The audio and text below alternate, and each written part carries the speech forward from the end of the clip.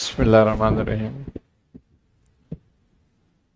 یہ ماہ سفر المظفر شروع ہونے جا رہا ہے اور یہ ٹائم اکثر سلاسل میں اور اکثر خانقاہوں میں کثرت کے ساتھ وہ حزب البحر پڑھی جاتی ہے،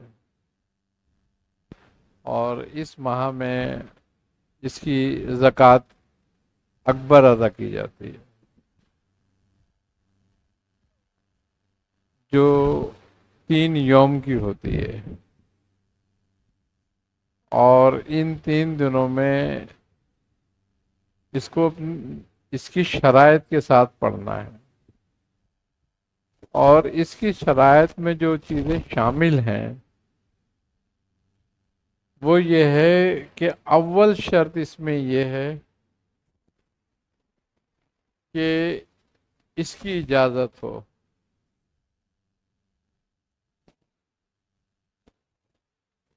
اور اجازت متصل ہو، یعنی کہ برگو سے سینہ بہ سینہ اجازت در اجازت چلی آ رہی ہو، ایک بات۔ دوسری شرط اس میں ہے اعتکاف، کہ ان ایام میں جس میں زکوٰۃ ادا کی جائے اس میں اعتکاف کیا جائے۔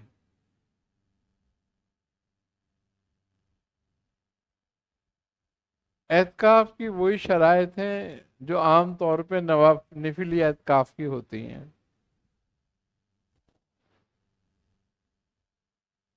تیسری اس میں جو شرط ہے وہ ہے ترک حیوانات جلالی جمالی باللذات، کہ اس کو پورے پرہیز کے ساتھ کیا جائے۔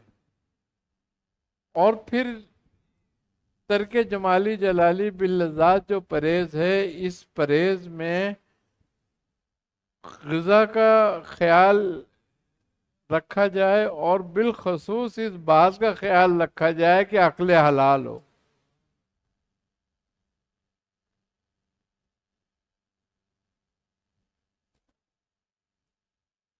یہ بھی خیال رکھنے کی ضرورت ہوتی ہے۔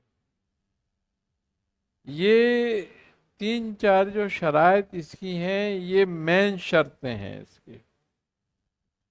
اس کے علاوہ جو لوگ اس کی زکوٰۃ ادا کرتے ہیں وہ 2 طریقوں سے کرتے ہیں۔ ایک طریقہ کار اس میں یہ ہوتا ہے کہ اس دعا کو احتسام اور اختتام سمیت کیا جائے۔ بعض سلاسل میں اسی طرح رائج ہے، اور بعض سلاسل میں صرف اصل نسخہ دعا حزب البحر کا کی زکوٰۃ ادا کی جائے۔ احتسام اور اختتام کے ساتھ جو لوگ اس کی زکوٰۃ ادا کرتے ہیں وہ دعا حزب البحر کے ساتھ ساتھ اور بھی مختلف آیات اور اسما کے عامل ہو جاتے ہیں، جیسے کہ آیت کتب شمالی ہے، آیت کتب جنوبی ہے، اور اسما الہیہ ہیں، حرف تہجی ہے، تو اس کے ساتھ ساتھ اس کے بھی عامل ہو جاتے ہیں یہ لوگ۔ اس میں زکوٰۃ ادا کرنے میں دعا حزب البحر کی احتسام اور اختتام کے ساتھ آیت کتب شمالی اور جنوب بھی کا بھی عامل ہو جاتا ہے۔ اب جو لوگ اس کو نہیں کرنا چاہتے تو وہ صرف اصل نسخہ دعا حزب البحر کو بھی کر سکتے ہیں۔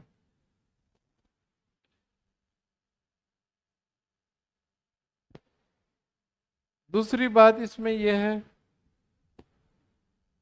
کہ جب اس کا عمل کر لیا جائے تو کم از کم ایک بار اس کی مدامت رکھی جائے۔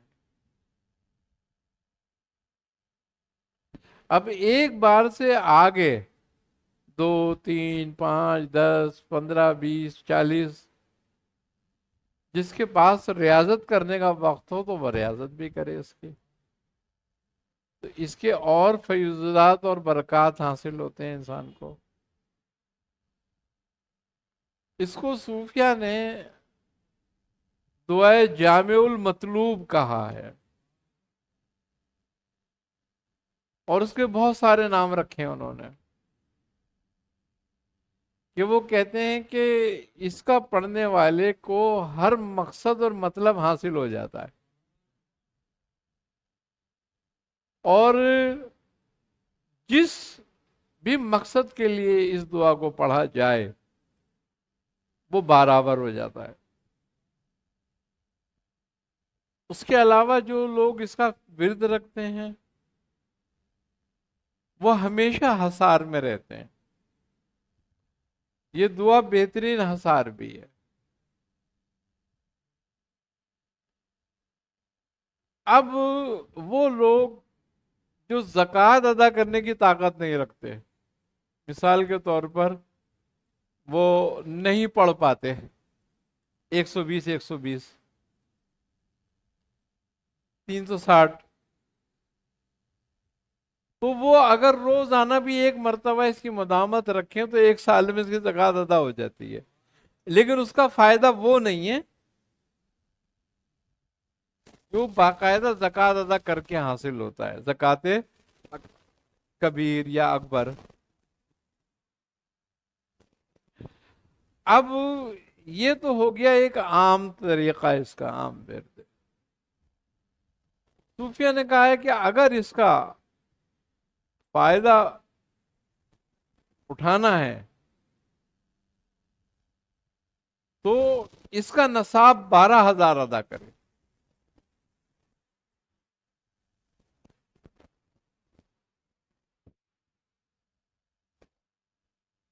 لیکن ظاہر سی بات ہے کہ اتنا ٹائم تو نہیں ہوتا کسی کے پاس بھی، تو وہ کہتے ہیں کہ تھوڑا تھوڑا تھوڑا تھوڑا تھوڑا کر کے ہی اس کو مکمل کر لے تو بھی بہت فائدہ ہو جاتا ہے اس سے. یہ ان لوگوں کے لیے ہے یہ نصاب جو باقاعدہ طور پر اس سے علم روحانیت یا عملیات وغیرہ کا علاج معالجے کے سلسلے میں کرنا چاہتے ہیں. اس کا فائدہ یہ ہوتا ہے کہ اس کی یہ 12,000 اس کی تعداد پوری کرنے کے بعد فائدہ اس کا یہ ہو جاتا ہے کہ ہم ہر طرح کی رجت سے، تکالیف سے محفوظ ہو جاتے ہیں. کہ علاج معالجہ اگر کسی کا کرتے ہیں تو اس میں کوئی رجت آتی ہے، کوئی پریشانی آتی ہے، کوئی دقت آتی ہے تو وہ نہیں آتی. یہ ہے. اب خواتین بھی اس کو کر سکتی ہیں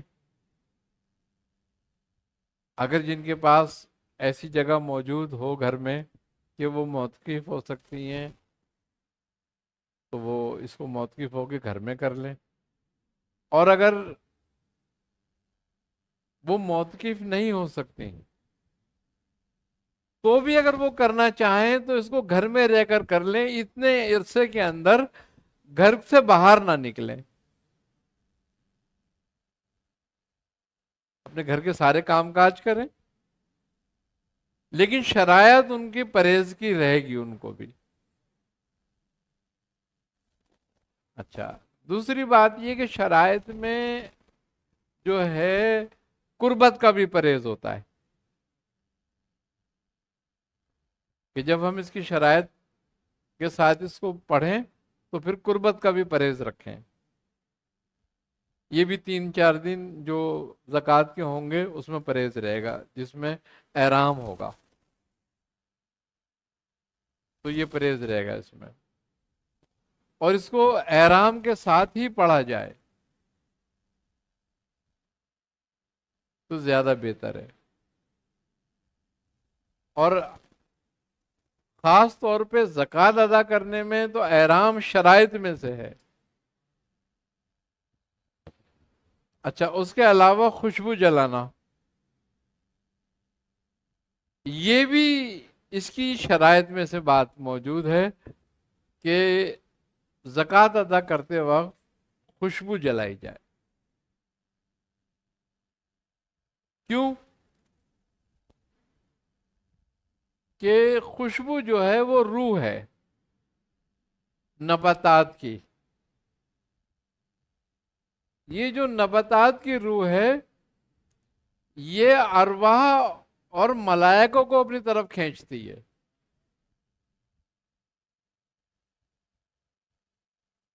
اور جہاں خوشبو ہو وہاں یہ چیزیں آتی ہیں. پھر پاک و جنہ بھی آتے ہیں، مسلمان و جنہ، موکلان بھی آتے ہیں، ارواحیں بھی آتی ہیں. تو یہ چیزیں مسخر ہوتی ہیں اس سے. لیکن زکوٰۃ میں بالخصوص ہماری جو نیت ہونی چاہیے وہ ہونی چاہیے فی سبیل اللہ، صرف راہ للہ، اللہ کے لیے، کسی مقصد کے لیے نہیں. اگر ہم اللہ کے لیے پڑھتے ہیں، اللہ اس کو قبول فرمائے، تو باقی سارے مقاصد ویسے ہی حاصل ہو جاتے ہیں. تو بہتر ہے کہ ہم اس کو خالصاً للہ کی نیت سے زکوٰۃ ادا کریں، اور جو اپنے ورد میں رکھیں اس کو بھی خالصاً للہ رکھیں.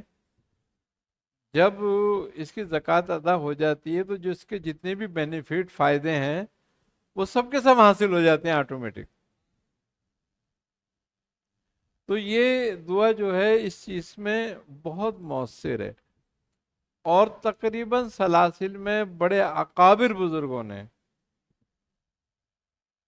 اس کو اپنے ورد میں بھی رکھا، اس کے چلے بھی کیے، اس کی زکاتیں بھی ادا کریں، اور اس پہ مدامت بھی رکھی اور ریاضت بھی کی.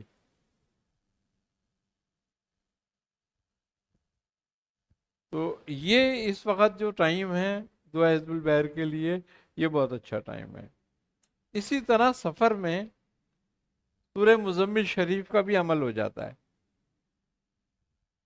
اگر ہم جب موقف ہوں اور ہمیں جو ٹائم ملے ہم اس میں سورہ مزمل شریف کا ورد کریں، کیونکہ موقف آدمی جو ہے وہ فارغ نہ بیٹھے، کچھ ذکر کرتا رہے. تو وہ اگر اسی 3 دنوں میں 363 مرتبہ سورہ مزمل شریف پڑھ لیتا ہے تو سورہ مزمل کی بھی زکوٰۃ ادا ہو گئی ساتھ میں. اور اگر کسی کو سورہ مزمل یاد نہیں ہے، وہ نہیں پڑھ سکتا، تو اس کو چاہیے کہ اس میں ذات پڑھے. جو وقت ملے اس میں ذات پڑھے، کم سے کم 12,000 مرتبہ روزانہ 3 دن تک اس میں ذات پڑھتا رہے. تو اس میں ذات کی بھی زکوٰۃ ادا ہو جاتی ہے صاحب. اور پھر اس کی مدامت رکھے اسم کی. تو یہ اس طریقے سے یہ 2-3 زکاتیں ایک ساتھ ادا ہو سکتی ہیں. اور اگر کوئی صرف یہ چاہتا ہے کہ وہ حزب البحر کی کرتا ہے تو وہ حزب البحر کی کرے. اب ہمارے ہاں ہم نے اس کا باقاعدہ اہتمام بھی کیا ہے اجتماع کا، کہ اور کافی لوگ جو ہیں اس میں ماشاءاللہ انہوں نے اپنی وہ بھی کرائی ہے رجسٹریشن شمولیت کے لیے. اب رجسٹریشن کرنا اس لیے ضروری ہوتا ہے کہ ایک تو ریکارڈ ہو ہمارے پاس، دوسرے یہ کہ انتظامی معاملات آسان ہو جاتے ہیں کہ ہمیں کتنے لوگوں کا انتظام رکھنا ہے.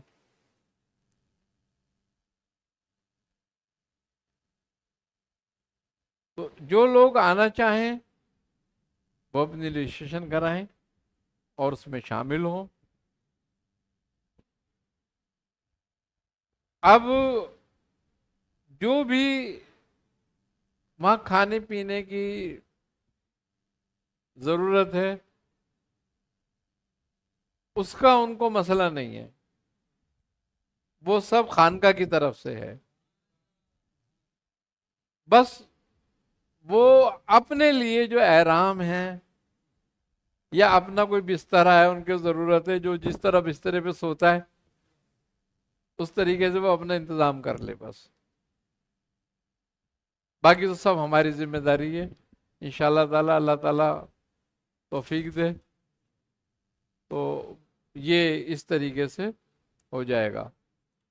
لیکن یہ ٹائم ایسا ہے کہ اس کو ضائع نہ جانے دیا جائے.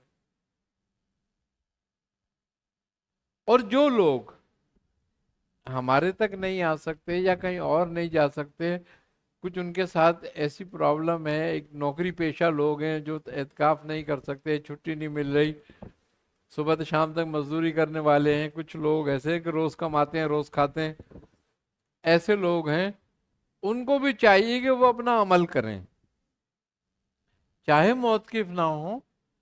اعتکاف اتنی دیر کا کر لیں نیت، جتنی دیر وہ وظیفہ پڑھیں اتنی دیر کی نیت کر لیں، 3 گھنٹے کی، 4 گھنٹے کی، 2 گھنٹے کی اعتکاف کی نیت کر لیں اور اس کو عمل کو کریں.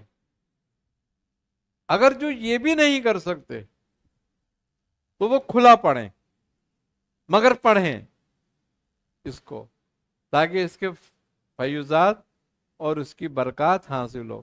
اب ایسی خواتین ہیں کہ جو پرہیز نہیں کر سکتی یا بچے ہیں چھوٹے، تو وہ بھی اس کو عمل کو کریں، کھلا کریں، پڑھ لیں، لیکن تاکہ ان کے لیے فائدہ مند ہو جائے، آگے ان کا کام آئیے.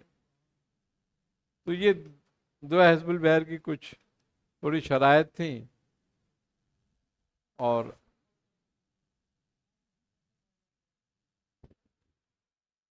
اس دوران میں خاص اسم کو اندھا پڑھا جائے ان اعتکاف میں. اعتکاف میں 3 دن کا جو خاص اسم ہے وہ اسم ذات ہے، اس کے ساتھ اس میں ذات پڑھا جائے، ایک بات. اور اگر کوئی اور طاقت رکھتا ہے تو اس کے جو شروع کے 4 اسم آئے،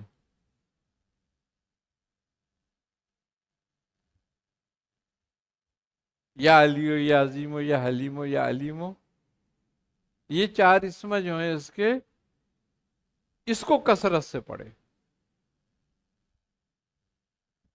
اس کے بھی بڑے فیوزات اور برکات ہیں، ان اسما کے بھی. اور ہر دینوی اور دنیاوی مقاصد کے لیے اس کو پڑھا جا سکتا ہے، ان اسما کو. لیکن زیادہ تر جو بزرگوں نے اس کے ساتھ پڑھا ہے وہ اس میں ذات پڑھا ہے. بعض کے ہاں تو یہ ہے کہ وہ 5 یعنی کہ جب اعتکاف کرتے ہیں تو 3 دن کا اعتکاف اس طریقے سے کرتے ہیں کہ اس میں ذات 1.25 مرتبہ پڑھتے ہیں دعا حزب البحر کے ساتھ. اور اگر کوئی صرف بغیر اعتصام اختتام کے پڑھتا ہے دعا حزب البحر اصل نسخے پر، تو وہ جلدی پڑھ لیتا ہے، تو بہت ٹائم اس کو مل جاتا ہے. جس میں ذات اگر کوئی 1.25 نہیں کر سکتا 66,000 پڑھ لے 3 دن میں، 12,000 روز 36,000 پڑھ لے، مگر پڑھے، تاکہ یہ کہ کوئی وقت ہمارا غافل نہ جائے. اور اگر کوئی اس کا سوال ہے تو جی دعا حزب البحر کی اجازت ہے ہماری طرف سے. اور جو لوگ یہاں بھی بیٹھ کے کرنا چاہتے ہیں ان کے لیے بھی اجازت ہے. اور ویسے تو ہماری اپنی خانقاہ کے علاوہ پنجاب میں، بلوچستان میں، سرحد میں، انڈیا میں اور یو کے میں یہ اجتماعات ہو رہے ہیں. تو ماشاءاللہ لوگ تو بہت سارے اس کے لیے ہیں. اور ایک بڑی کثیر تعداد ہے لوگوں کی جو ہماری اجازت سے حزب البحر پڑھ رہی ہے.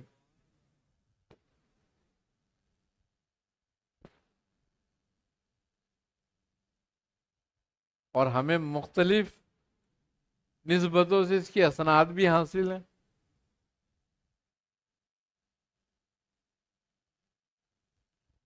اور کوئی کسی کا سوال ہے تو کوئی؟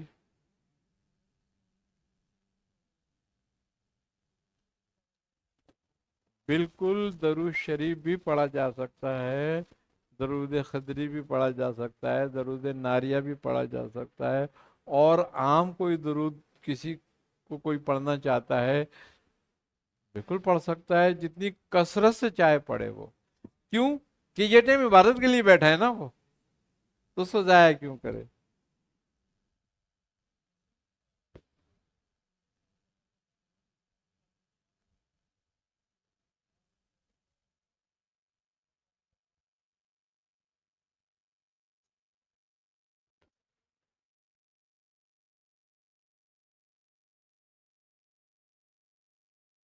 10 دن، 10 دن میں بھی کر سکتے ہیں، 30 دن میں بھی کر سکتے ہیں، 12 دن میں بھی کر سکتے ہیں، اس میں قید نہیں ہے.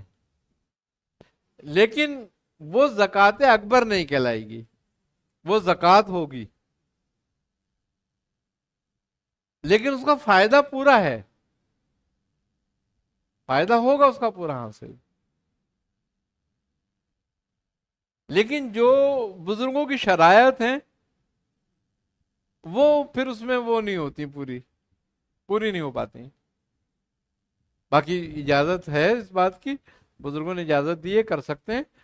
اب جب وہ اجازت دیتے ہیں کہ ایک دفعہ پڑھ کے 1 سال تک پڑھتے رہو، اس میں بھی زکوٰۃ ادا ہو جاتی ہے، اس میں کوئی حرج نہیں ہے، کر سکتے ہیں.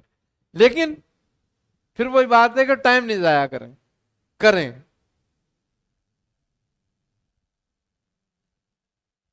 کیونکہ یہ اس کی زکوٰۃ حزب البحر کی خاص ہے، سفر سے بزرگوں نے اس کو خاص کیا ہے اس کے ساتھ. تو اس لیے اس میں جو ہے اس مہینے کے اندر اس کی زکوٰۃ ادا کر لینی چاہیے. اور سب سے اولا ٹائم جو ہے اس کا یہ ہے 6 7 8. جی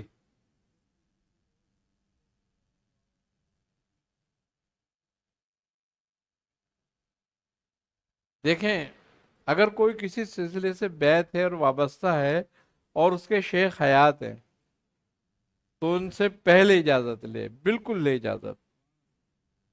یہ مرید پر واجب ہے یہ بات کہ وہ کسی بھی شیخ سے کوئی عمل لیتا ہے تو اس کی اجازت اپنے شیخ سے ضرور لے. کیوں کہ اس کے لیے فیض کا منبع وہ ہے.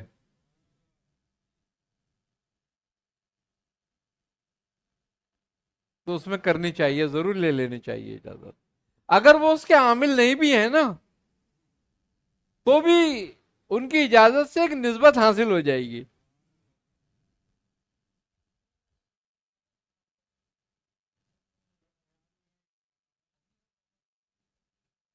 اگر شیخ سے ملاقات نہیں ہو سکتی، کوئی اتنی معاملات ہیں ایسے کہ بھئی ان سے تک پہنچ نہیں ہے یا ان تک معاملات نہیں ہو سکتی، تو پھر اگر وہ کرنا چاہتا ہے تو کسی بھی شیخ کی اجازت سے کر سکتا ہے.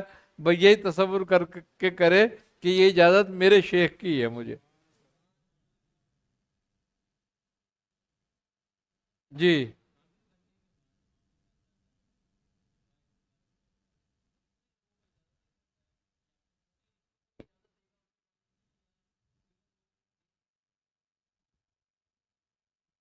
اس میں 2 صورتیں ہیں. ایک صورت یہ ہے کہ صاحب نسبت ہے اور صاحب اجازت ہے. تو جو صاحب اجازت ہے اس کی اجازت کی حد نہیں ہے.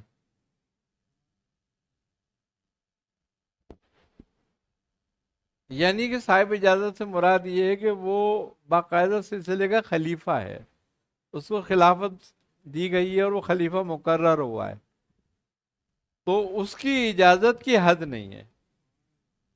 وہ 1 کو دے، 1 لاکھ کو دے. کیوں کہ وہ پھر اس کا اذن سلسلے کا اذن ہوتا ہے.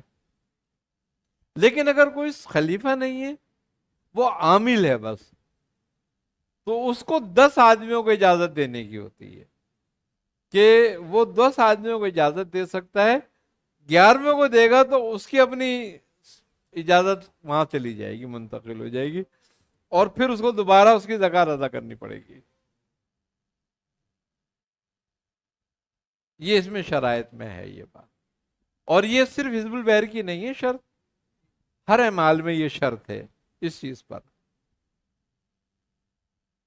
جی اور کوئی سوال؟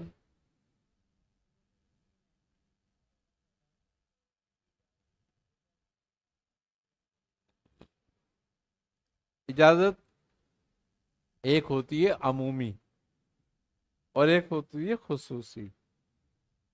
اب عمومی اجازت تو ہر مرید کو ہو جاتی ہے.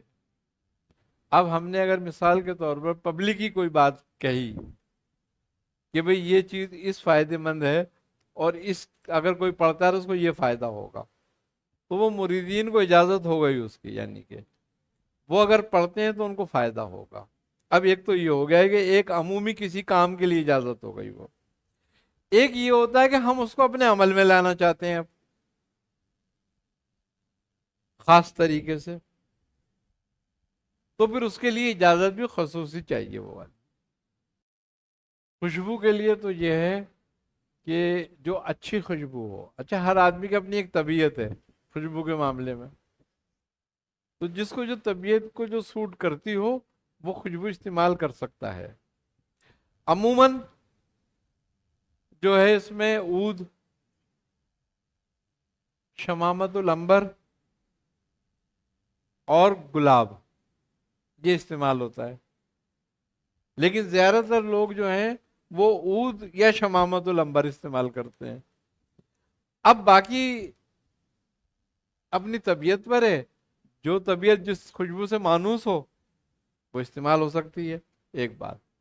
دوسری بات بخور کے لیے، بخور میں بھی یہ بات ہے کہ عود کا جو مرکب ہے اس کی خوشبو ہو تو زیادہ بہتر ہوتی ہے. اور اس کے علاوہ آپ اچھی کوئی بھی اگربتی جلا سکتے ہیں لیکن خوشبو ضرور کرنی چاہیے، یہ بات ہے. دوسری بات یہ کہ حضرت سیدی شیخ ابوالحسن شاذلی رحمۃ اللہ علیہ کی ختم کے لیے یہ ہے کہ کوئی خاص چیز مقرر نہیں ہے، مخصوص نہیں ہے. آپ مٹھائی پہ دلائیں، آپ میٹھے زردے پہ دلائیں، آپ حلوے پہ دلائیں، وہ آپ کی مرضی ہے. لیکن یہ بات ضرور کریں کہ جب بھی ہم زکوٰۃ ادا کر رہے ہوں، جب بھی ہم اس کے ورد کے لیے بیٹھیں تو پہلے 2 رکعت نماز نفل پڑھ کر اور حضرت سیدی شیخ ابوالحسن شاذلی رحمۃ اللہ علیہ کو ہدیہ کرتے ہیں. یہ بہت ضرور بات ہوتی ہے اور یہ بہت اچھی بات ہے، یہ کرنا چاہیے. اس سے ایک بزرگی کی روح سے ایک استمداد بھی ہوتی ہے اور ایک نسبت بھی،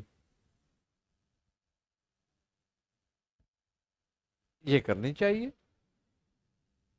لیکن ہم یہ کہیں کہ مٹھائی کوئی مخصوص ہے یا کوئی خاص ہے، تو ایسا کچھ بھی نہیں ہے.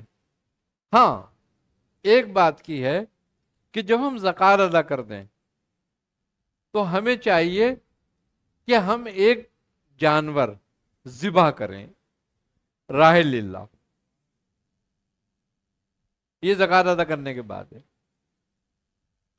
اس میں چاہے مرغا ذبح کر دیں اپنی طاقت کے مطابق، اس میں چاہے بکرا ذبح کر دیں، کوئی گائے ذبح کر دیں، یہ ہماری طاقت ہے جو ہو سکے. اور اگر ہم یہ بھی حیثیت نہیں رکھتے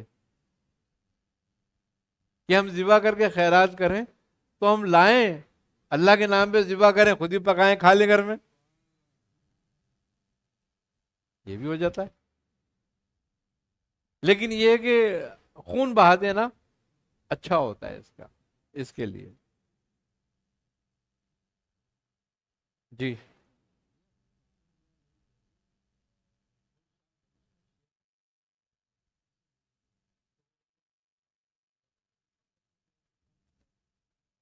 تم کر سکتی ہیں،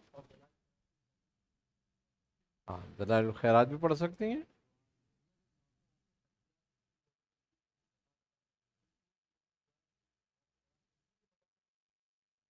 بالکل مدامت تو ہر حال میں رکھنی ہے جس کی ہم مدامت کر رہے ہیں. ہاں اس میں بس اتنا ہو سکتا ہے کہ اگر ہم کسی چیز کی 100 بار مدامت کرتے ہیں لیکن ہم یہ دیکھتے ہیں کہ بھئی جو ہم یہ 3 دن زکوٰۃ ادا کریں گے اس میں ہم 100 نہیں پڑھ سکیں گے، تو ہم اس کو 10 پہ لے آئیں، لیکن بالکل ترک نہ کریں. یہ اس کا خیال رکھنا ہے بس. لیکن مدامت ضرور رہے گی، چاہے تھوڑی بہت رہے۔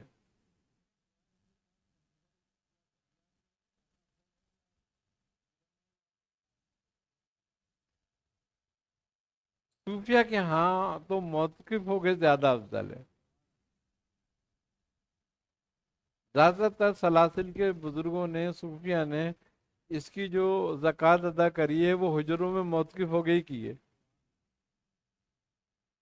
تو لیکن اس کا پانی پہ پڑنا بہت افضل ہے، کیونکہ یہ اس کا جو وقت نزول ہے وہ پانی کا جہاز ہی تھا۔ اب بعض لوگ ایسا بھی کرتے ہیں کہ وہ اجتماعی طور پر کوئی لانچ، کوئی کشتی وغیرہ کر کے اس میں لے جاتے ہیں پانی میں، اور وہاں بیٹھ کے پڑھ کے آ کے 3 دن تک اسی طرح کرتے رہتے ہیں۔ ہمارے بہت سارے مریدوں نے ایسا کیا، تو وہ بھی زکوٰۃ ادا ہو جاتی ہے، لیکن زکوٰۃ ادا ہو جاتی ہے ہر طرح، ہر جگہ پر۔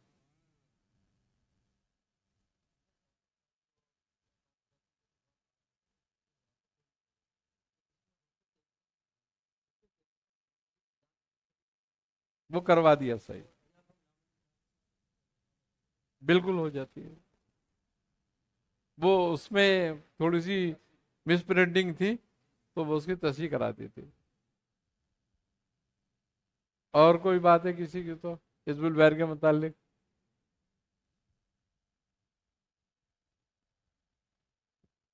تو بہرحال جی، کس چیز کا؟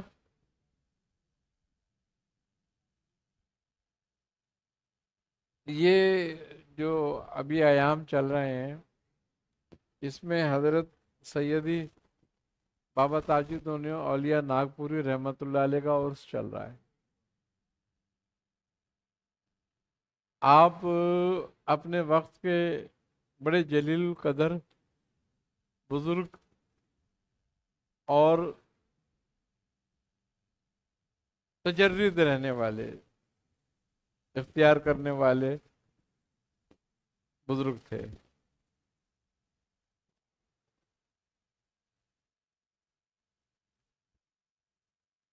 آپ چشتیہ سلسلے سے تھے، ابتدا میں آپ قادری سلسلے سے بیعت ہوئے، پھر آپ کو فیض چشتیہ خاندان سے ہوا۔ آپ کے حضرت شیخ داؤد بندگی رحمت اللہ علیہ سے آپ کو روحانی فیض ہوا، جو ویسی فیض کہلاتا ہے۔ اور آپ پہ ذکر کا اتنا غلبہ ہوا، اتنا غلبہ ہوا کہ آپ حالت جذب میں چلے گئے، اور ایک زمانے تک آپ مجذوب رہے، حالت جذب میں رہے، اور آپ نے اپنی تمام مدارج جو ہیں وہ حالت جذب میں ہی طے کیے۔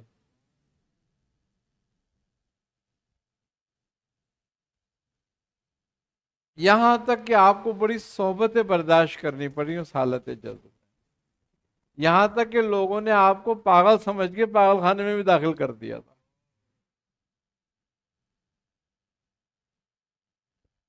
لیکن آپ بڑے صاحب حال و صاحب کمال بزرگ تھے، جو پاگل خانے کا معتمم تھا، انچارج تھا، وہ خود آپ کا مرید ہو گیا تھا، اور وہ آپ کی کرامات اس نے یہ دیکھی کہ وہ آپ کو سلاخوں کے پیچھے بند کرتے اور آپ سلاخوں کے باہر بیٹھے ہوئے ہوتے، تو وہ اس وجہ سے آپ کا بڑا موقف ہو گیا۔ پھر اس کے بعد وہاں کا راجہ آپ کا بڑا موقف ہوا، اور اس نے آپ کو ایک محل میں اپنے جگہ دے دی، اور ایک عرصے تک آپ وہاں رہے۔ پھر اس نے آپ کے لیے خانقاہ بنوائی، آپ پھر اس خانقاہ میں منتقل ہوئے۔ آپ کو شاہ ہفت اقلیم کہا جاتا ہے۔ ہفت اقلیم سے کیا مراد ہے؟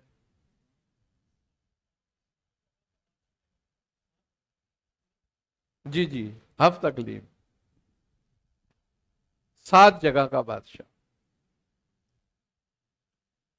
یہ اصطلاح تکوینی ہے.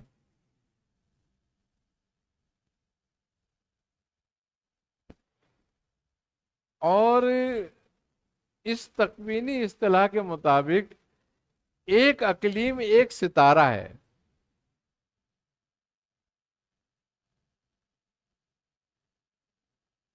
یعنی شمس، قمر، عطارد، زحل، یہ سارے ستارے اقلیم میں کہلاتے ہیں. اب ان کے جو موکلان ہیں روحانیت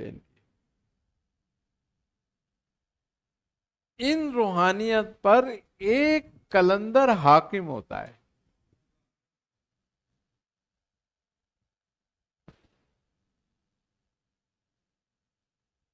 اب جو 7 کلندروں پر حاکم ہو وہ شاہ ہفت اقلیم کہلاتا ہے.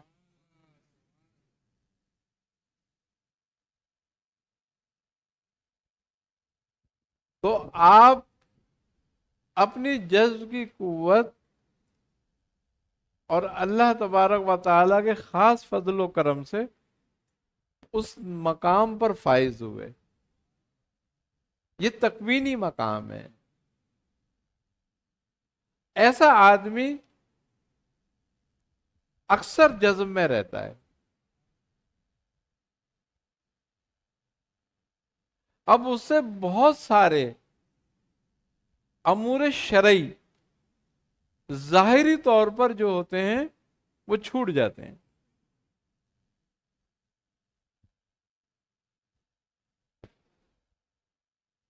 یا بظاہر معطل رہتے ہیں.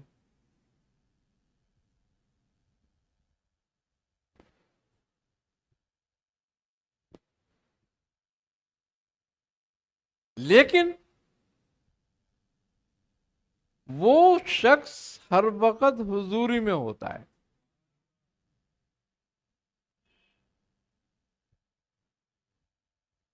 اب جس پر جذب کا غلبہ زیادہ رہتا ہو اس پہ تو ویسے بھی شریعت کا قلم اٹھ جاتا ہے. تو اب ایسے بزرگوں پر اس بات سے تنقید کرنا تو وہ بہتر بات نہیں ہے.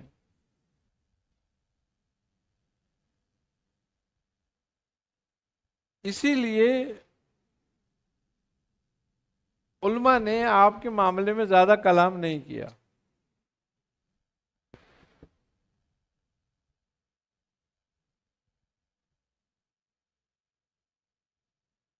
اصل جو بات ہے نا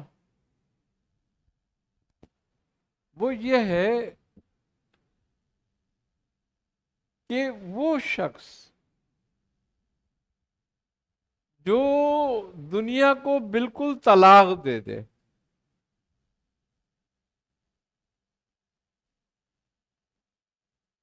اور اپنے رب کی طرف رجوع کر لے اور پھر اس کے سوا اس کو کوئی نظر ہی نہ آئے، ہر سے ہاتھ اٹھا لے، آپ وہ ہستی تھے.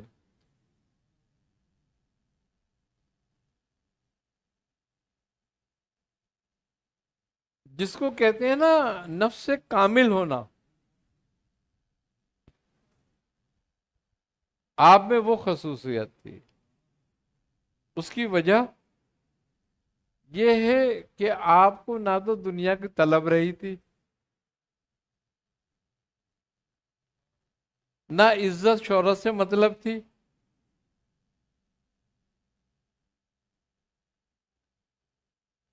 نہ ہی مال و اسباب کے پیچھے تھے، نہ ہی مال اسباب کی ضرورت تھی.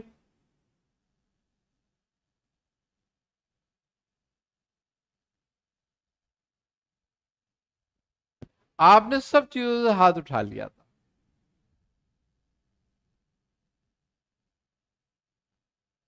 ہم جو بھی کچھ کرتے ہیں وہ کسی مقصد مطلب کے لیے کرتے ہیں.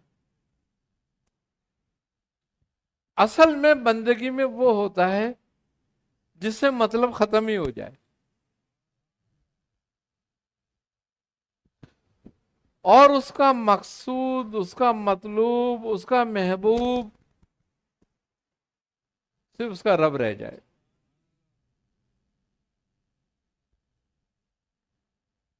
اصل یہ بندگی ہے.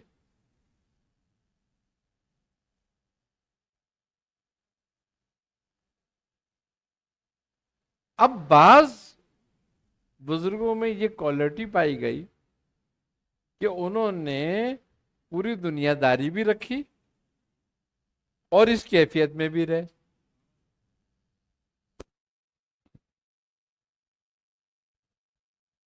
یہ اہل تشریح سے تھے کہ انہوں نے شریعت کا بھی پورا خیال رکھا اور اپنی بندگی کا بھی، اپنے رب سے تعلق کا بھی، اور ذمہ داریاں بھی پوری نبھائیں.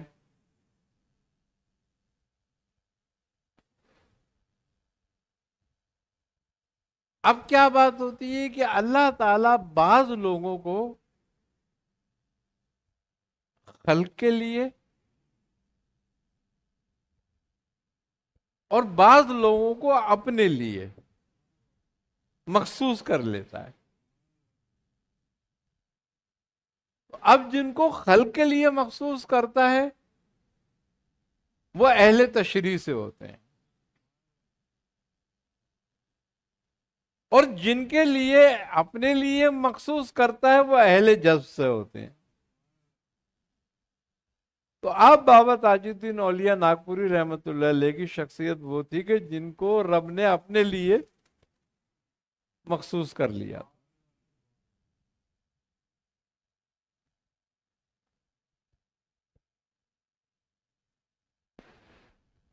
بات کیا ہے؟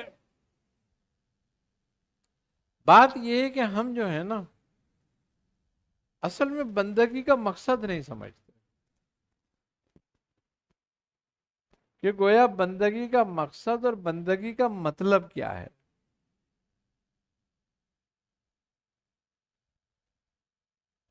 ہم کچھ خاص عبادات کو بندگی سمجھتے ہیں.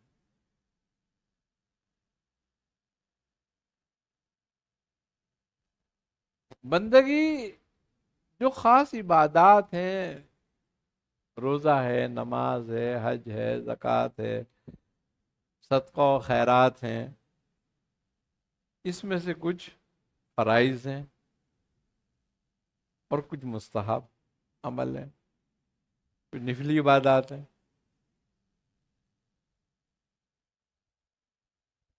یہ بندگی کے حصے ہیں سب.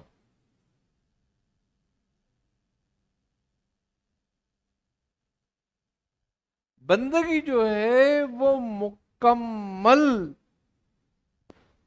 تابعداری کا نام، مکمل غلامی اختیار کر لینے کا نام.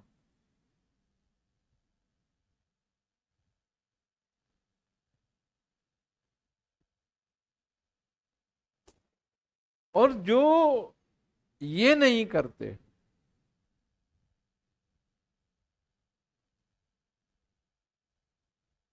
وہ ہوتے تو اہل بندگی ہیں، مگر وہ مقصود حاصل نہیں ہوتا جو ہونا چاہیے.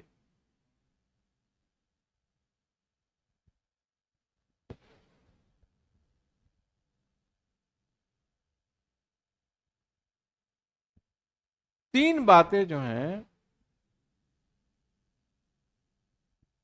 وہ بندگی کا اصل ہے.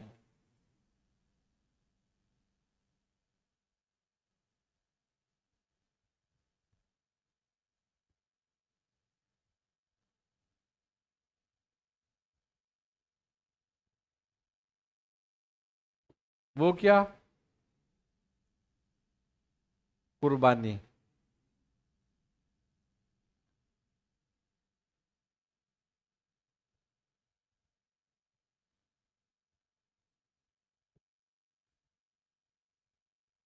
قربانی سے مراد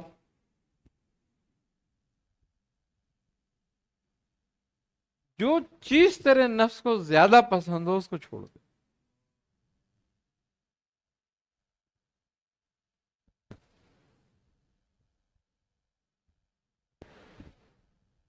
اس سے علیحدہ ہو جاؤ.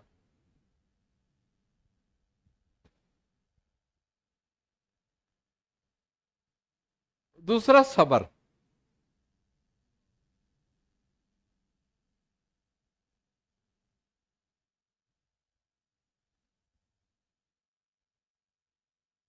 اور تیسرا حق کے ساتھ استقلال.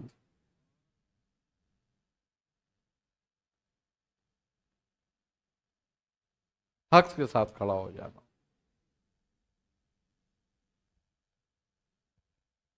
اگر یہ تین باتیں ہو گئیں تو یہ مکمل بندگی میں آ گیا.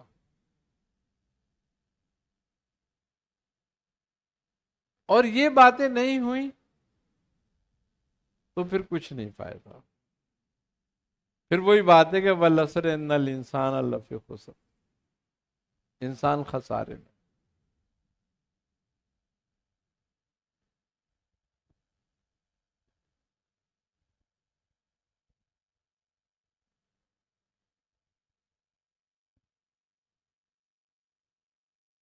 ایمان لانا اور نیک اعمال کرنا یہ ہر آدمی کے لیے آسان.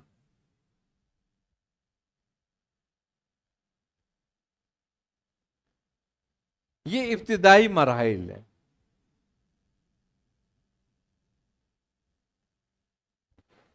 اور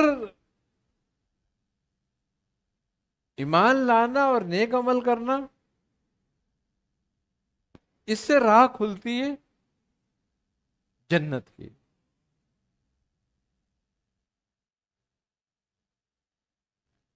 یہ راستہ بندے کو جنت تک لے جاتا ہے.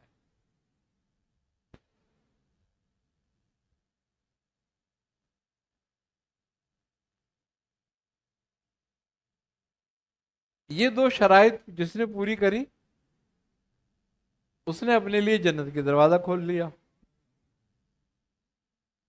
مگر اس کے بعد کی جو دو شرائط ہیں،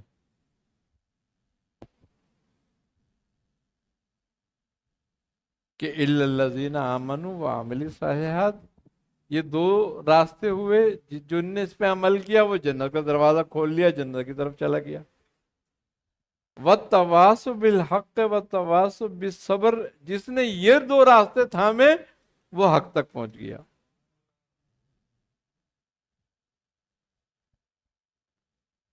یہ دو راستے بڑے سخت ہیں.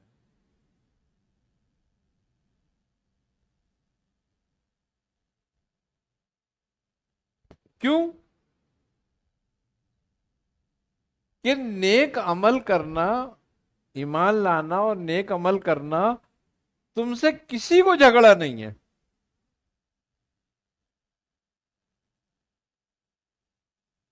کافروں کو بھی تم سے کوئی جھگڑا نہیں ہے اس بات پہ.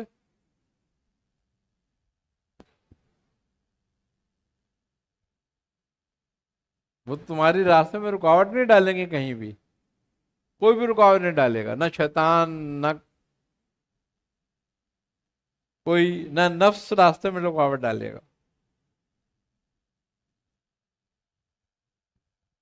تھوڑی بہت مزاحمت تو یہ ہمیشہ کرتا ہے،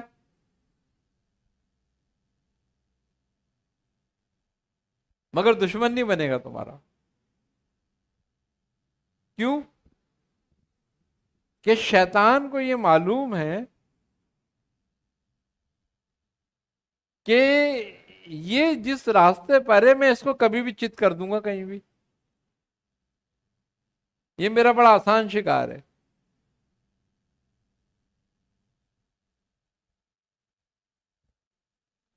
اور نفس بھی یہ سمجھتا ہے کہ کچھ بھی نہیں ہے تو صرف ایک کیلی لگا دی جائے گی. اور وہ کیا؟ کہ بس اتنا ہی اس کو باور کرا دیا جائے کہ تو بڑا عبادت گزار ہے بھائی.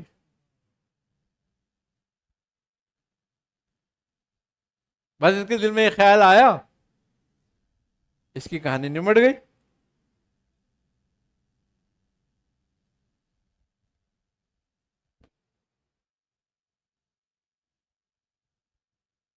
شیطان بھی یہ سمجھتا ہے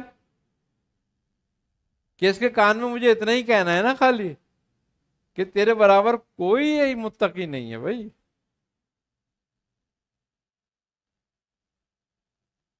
تو پھر یہ لوگ تیری عزت کیوں نہیں کر رہے؟ اصل تو عزت دار تو اہل تقوی ہے نا. تمہیں تو اہل تقوی سے ہو گیا.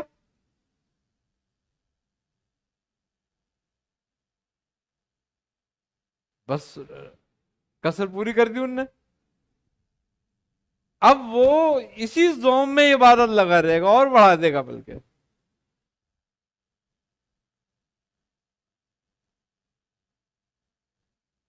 لیکن شیطان کو جس سے پریشانی ہے، باطل کو جس سے پریشانی ہے، طاغوت کو جس سے پریشانی ہے،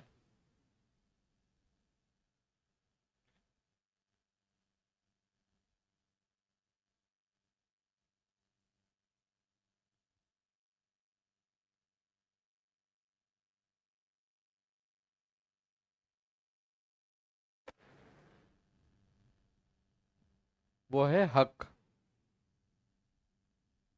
حق کے ساتھ کھڑا ہوں. اسی لیے حق اور صبر کا جوڑ ہے کہ حق پر استقامت کے لیے صبر کی ضرورت. صبر کے بغیر حق پر استقامت حاصل نہیں ہو سکتی.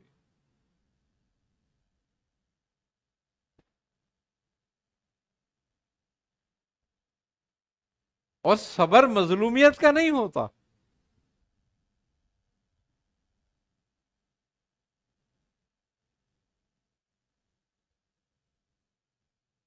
ایک آدمی ہے، وہ بدلہ لینے کی طاقت نہیں رکھتا، وہ تو کیا کرے گا؟ صبر ہی کرے گا.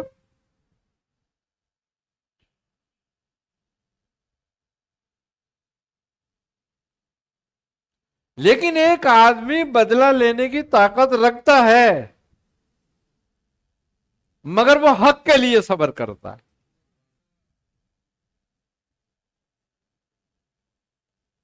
تو وہ حق کے ساتھ ہے، وہ صبر کرنے والا ہے.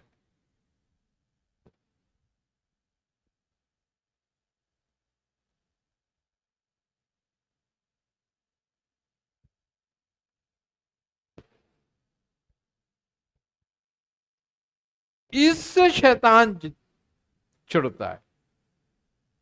شیطان جس کا دشمن ہے نا، وہ یہ صفات ہیں.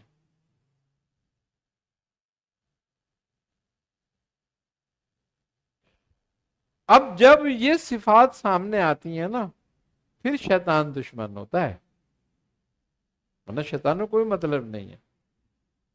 اب حضرت امام حسین علی مقام تھے، آپ اگر خاموش ہو جاتے تو یزید کو کیا جھگڑا تھا آپ سے پھر؟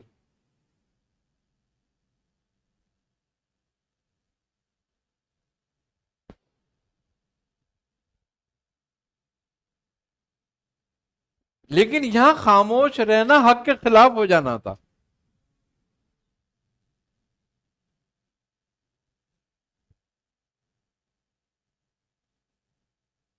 اسی لیے آپ کھڑے ہو گئے. یہی بات ہے کہ تمہارے اعمال میں بھی یہی بات ہے.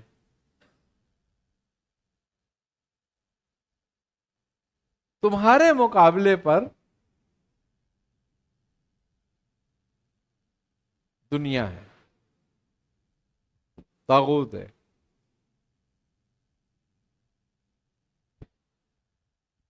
عیش و عشرت ہے، دنیا کی رنگینی ہے، دنیا کی آسائشیں ہیں.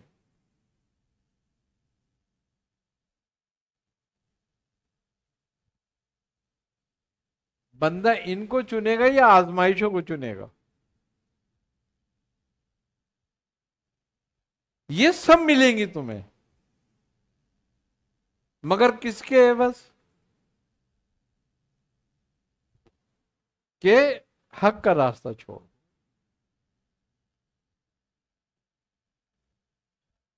ہمارے ساتھ کھڑے ہو جاؤ، طاغوت کے ساتھ کھڑے ہو جاؤ، نیک عمل کرتے رہو تو ہم سے کوئی جھگڑا تھوڑی ہے ہمارا۔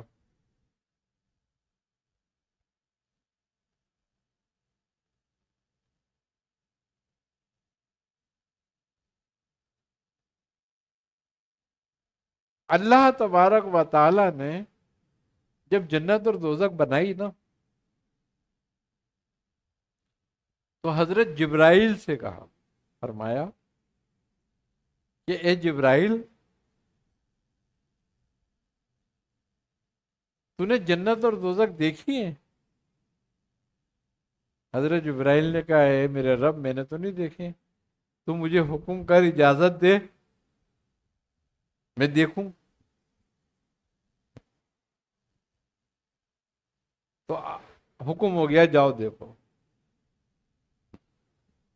جب دونوں جگہیں دیکھ لی، جنت بھی اور دوزخ بھی، تو آئے اور آن کے کہنے لگے کہ اے میرے بار الہ،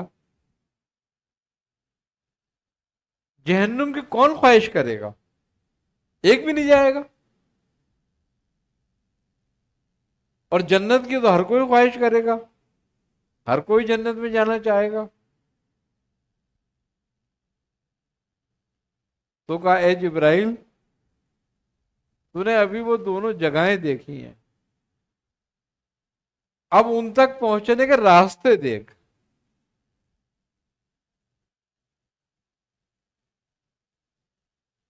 جو راستہ جنت کی طرف جا رہا ہے اور جو راستہ دوزخ کی طرف جا رہا ہے، وہ جا کر دیکھ۔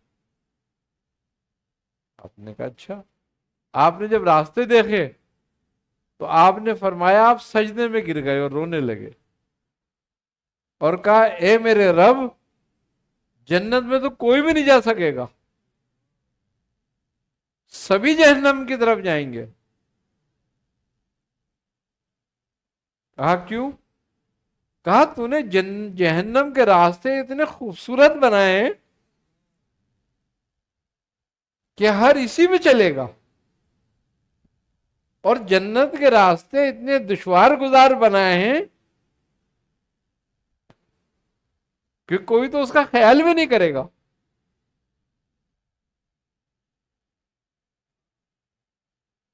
تو یہی بات ہے کہ دنیا کی رنگینی، دنیا کا حسن جو ہے وہ جہنم کے راستوں میں سے ہے،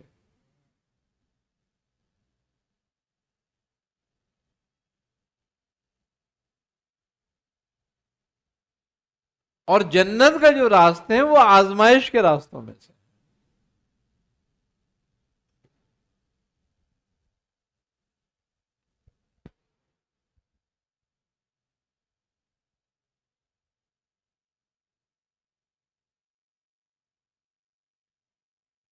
کیوں؟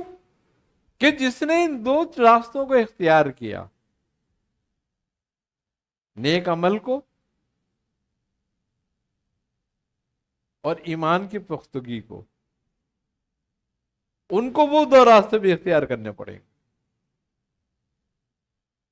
صبر کو اور حق کو۔ اگر وہ دو راستے اختیار نہیں ہوتے ہیں تو پھر یہ شیطان کا جال بن جائے گا،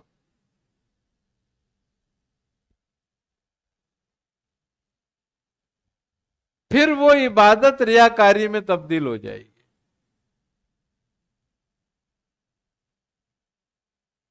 پھر وہ دینداری جو ہے دنیا کی کمائی میں لگ جائے گی۔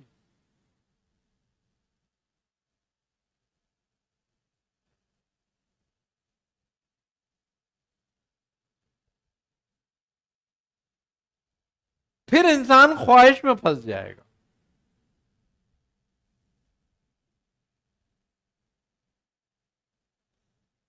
اور انسان کے تین بڑے دشمن،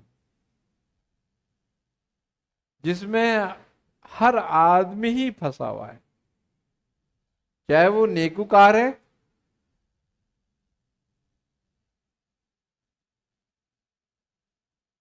چاہے وہ ایماندار ہے، چاہے وہ عالم ہے چاہے وہ جاہل ہے.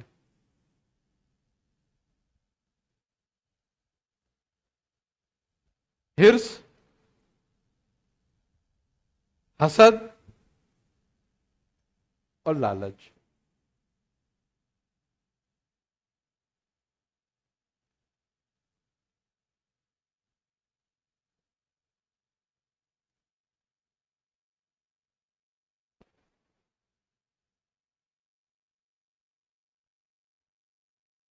حرص خواہش سے پیدا ہوتی ہے.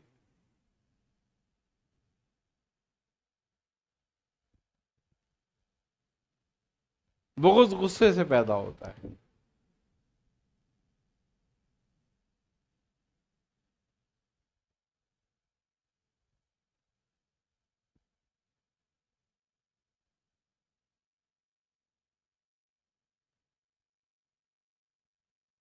اور خواہشات کو ہوا دیتی ہے شہوت.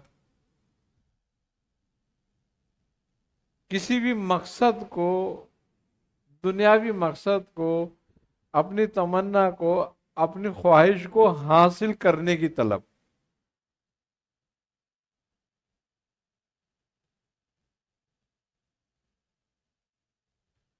حرص اور ہوس یہ انسان کے اندر آگ کی طرح چلتی ہے.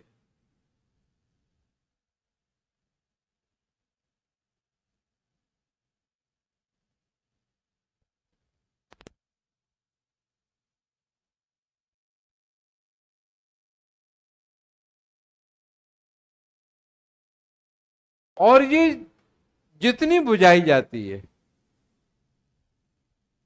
اتنی بھڑکتی ہے.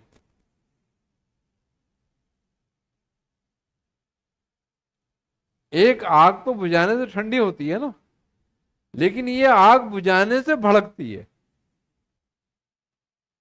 اور تیز ہوتی ہے. ایک خواہش پوری ہو گئی، اب دوسری چاہیے، دوسری ہو گئی تیسری چاہیے، چوتھی ہو گئی پانچویں چاہیے. خواہش بڑھتی رہتی ہے. اور اسی کا ایک حصہ ہے دولت کی طلب. اسی کا حصہ ہے مائل اور اسباب کا طلب کرنا. اسی کا حصہ ہے ظلم کرنا.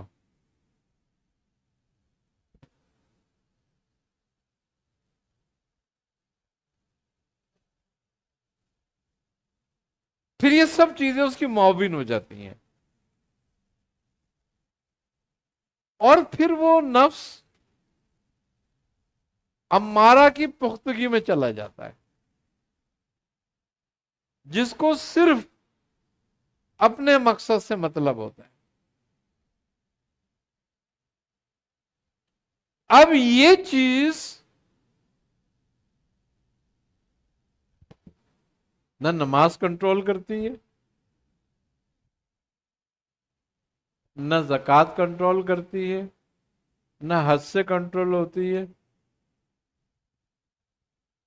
نہ کسی نیک عمل سے کنٹرول ہوتی ہے. کیوں؟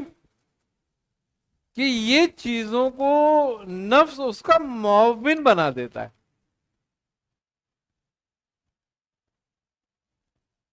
یعنی کہ اس کو اطمینان دلاتا ہے کہ بھئی تو نماز بھی پڑھ رہا ہے، پھر کیا مسئلہ ہے؟ تو روزہ بھی رکھ رہا ہے، پھر کیا مسئلہ ہے؟ تو زکوٰۃ بھی ادا کر رہا ہے، پھر کیا مسئلہ ہے؟ تو حج بھی کر کے آیا ہے. مقصد یہ گناہ بھی ختم ہو گئے ہیں،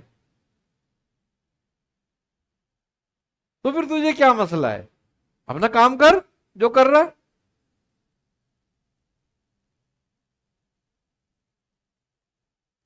تو وہ اس جال میں آ جاتا ہے جس جال سے مرتے دم تک نہیں نکلتا. آخرکار اللہ تبارک و تعالیٰ فرماتا ہے کہ الہاکم التکاثر حتی زرتم المقابر.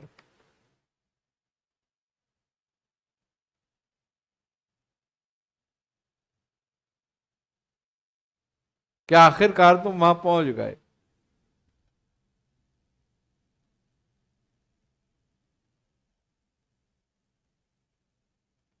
تمہیں تمہاری خواہشوں نے،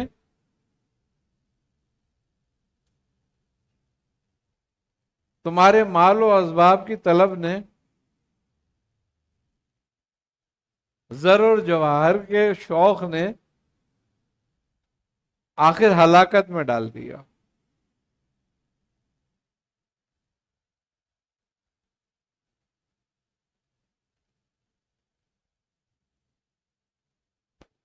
کاش تم حق کو پہچان لیتے۔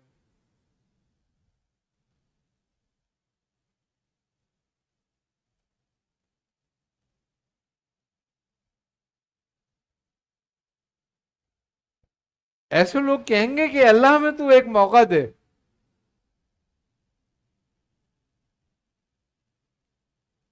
پھر موقع نہیں ہے، کہ جو مدت تھی تمہاری وہ پوری ہو چکی۔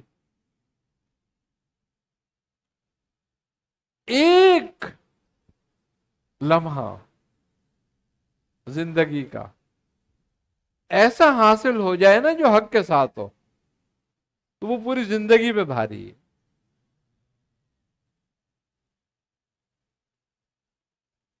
پوری زندگی پہ۔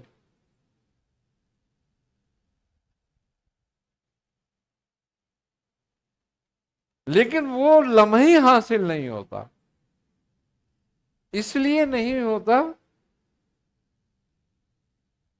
کہ ہم اس لمحے کو پہچانتے نہیں۔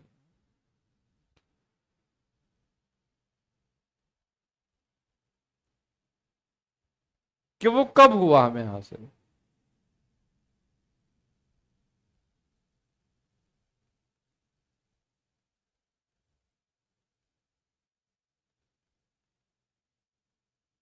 اور جس چیز کو تم پہچانتے نہیں ہو نا، اس کا تمہیں فائدہ نہیں ہوتا۔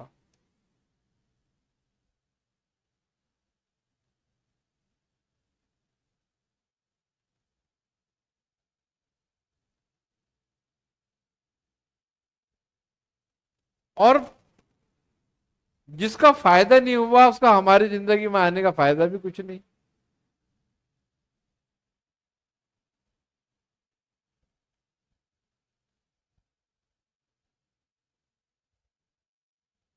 نبی کریم صلی اللہ علیہ وسلم سے حضرت جبرائیل نے پوچھا تھا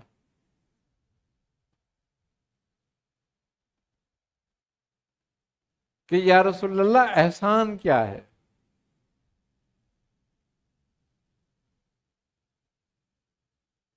آپ نے فرمایا کہ تو اس کی عبادت ایسی کر کہ گویا تو اسے دیکھ رہا ہے،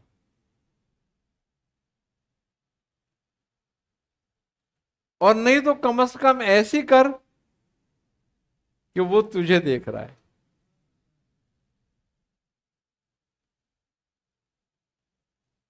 اب دونوں چیزیں جو ہیں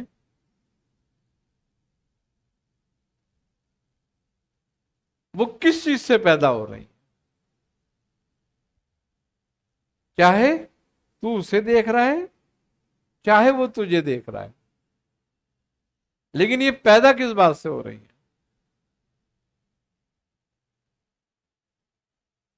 یہ پیدا ہو رہی ہے پہچاننے سے۔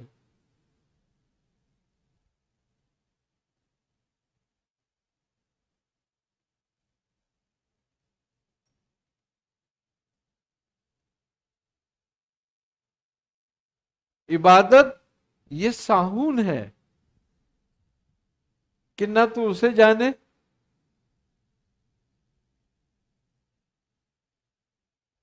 اور نہ وہ تجھے پہچانے۔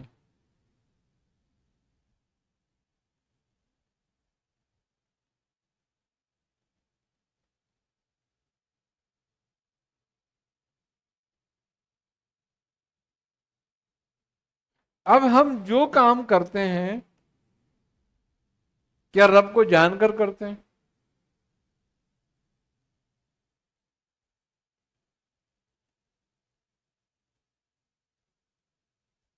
کیوں؟ کہ وہ جاننے کا نتیجہ الگ بتا رہا ہے۔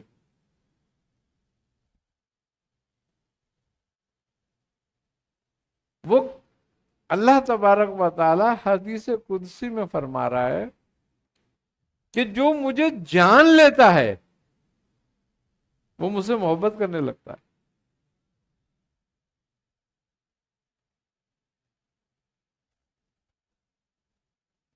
اور جب وہ مجھے محبت کرنے لگتا ہے تو مجھے پہچان جاتا ہے.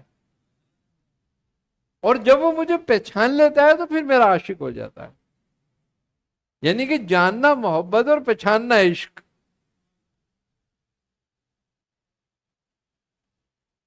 پھر وہ میرا عاشق ہو جاتا ہے. اور جب وہ میرا عاشق ہو جاتا ہے تو پھر میں اس کو قتل کر دیتا ہوں.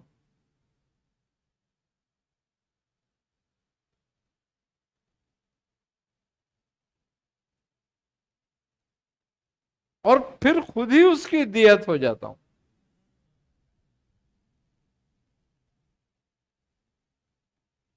یعنی کہ پورا پورا بندے کو پھر اللہ اپنا کر لیتا ہے.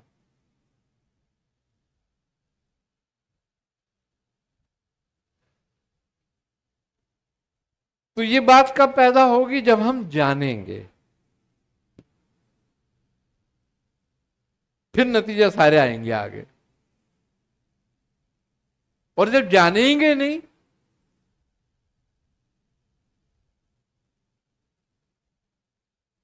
نماز پڑھنے جاتے ہیں 5 ٹائم پہ جاتے ہیں، روز جاتے ہیں، پابندی جاتے ہیں، گھر میں بھی باہر بھی پڑھ رہے ہیں.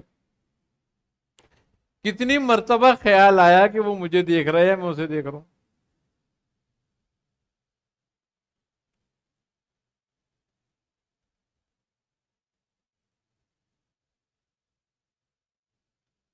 خیال بھی نہیں آتا.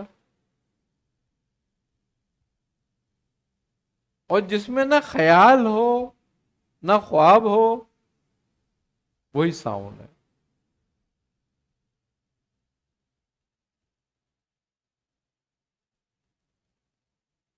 لا صلاۃ الا بحضور قلب.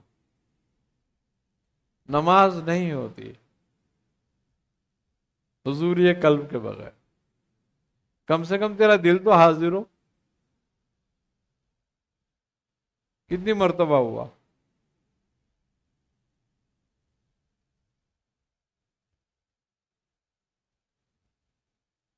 تو اللہ تبارک و تعالی نے 5 وقت کی پریکٹس کرائی ہے ہمیں.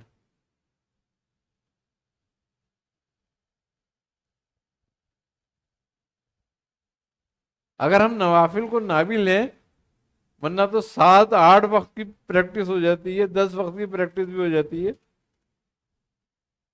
ہم صرف فرائض کو ہی لیں تو 5 وقت کی تو پریکٹس ہے نا.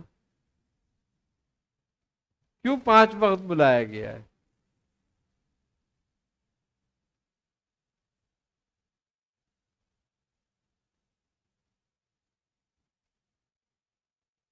خوبی کی بات یہ ہے کہ مؤذن کہہ رہا ہے کہ حی الصلاۃ، حی الفلاح، کہ آؤ بھلائی کی طرف، آؤ نماز کی طرف. فلاح، فلاح بڑا جامع لفظ ہے، ایک بہت بڑا.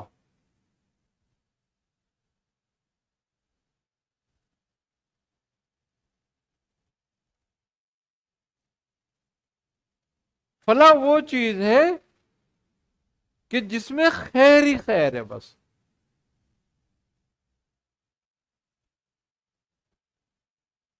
ورنہ ہر عمل وہ ہے کہ جس میں خیر و شر ہے.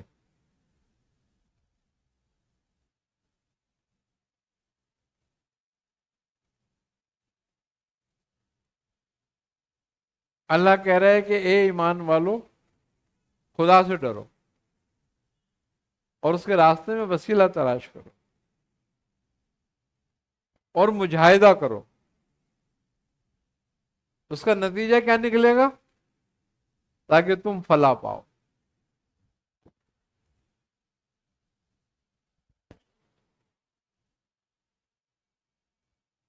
کیونکہ اتنی مشقت کے بعد تم خیر میں داخل ہوگے، شر سے محفوظ ہو جاؤ.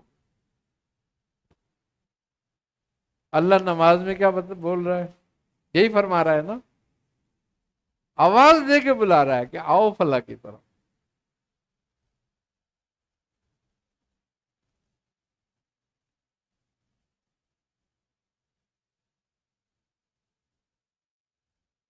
اور تکرار کے ساتھ بلا رہا ہے.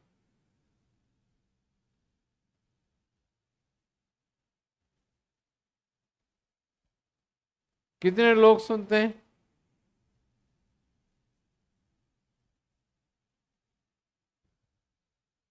اور کتنے لوگ جاتے ہیں؟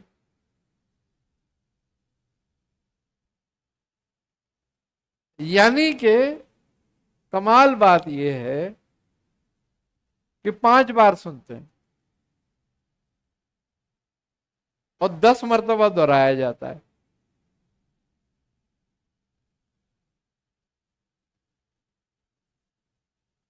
اب اندازہ کرو ہمیں اپنے رب کی دعوت پر لبیک کہنے کی توفیق نہیں ہے.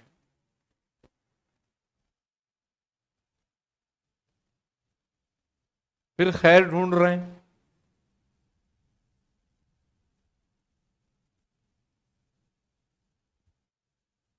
اذان کی آواز جب اذان ہوتی تھی نا، تو مولائے کائنات علی کرم اللہ وجہ الکریم کے پورے جسم میں کپ کپاہٹ شروع ہو جاتی تھی اذان کی آواز سن کر. لوگوں نے پوچھا کہ اے علی، آپ کے جسم میں کپ کپاہٹ اور آپ کا چہرہ زرد پڑ جاتا ہے اذان سن کر، کیوں؟ آپ نے فرمایا کہ تم دیکھ نہیں رہے، سن نہیں رہے کہ کون دعوت دے رہا ہے، کون بلا رہا ہے؟ مالک الملک کی بارگاہ میں حاضر ہونا کا وقت ہو گیا ہے. کیوں علی کی کیفیت ہوتی؟ کیونکہ علی جانتے بھی تھے، پہچانتے بھی تھے.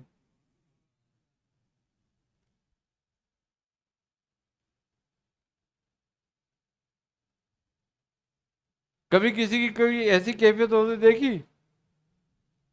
نہیں ہوتی تھی.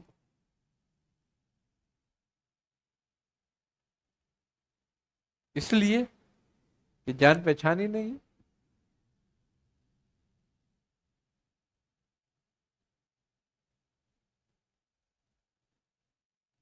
پہلی بات یہی ہے کہ جب تک تم اس کو جانو گے نہیں تو اس کے ساتھ کھڑے کیسے ہوگے؟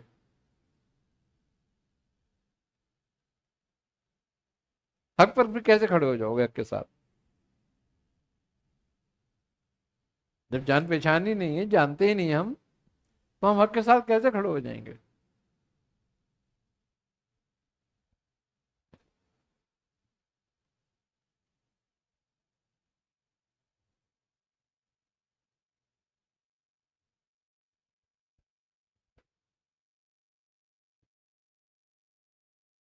پھر کیا سمجھ آئے گا؟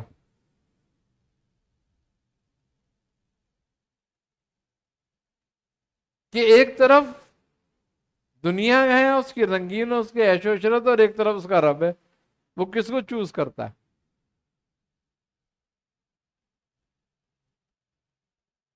اہل علم، عقل مند، ہوشیار وہی ہے جو رب کو چوز کر لیتا ہے.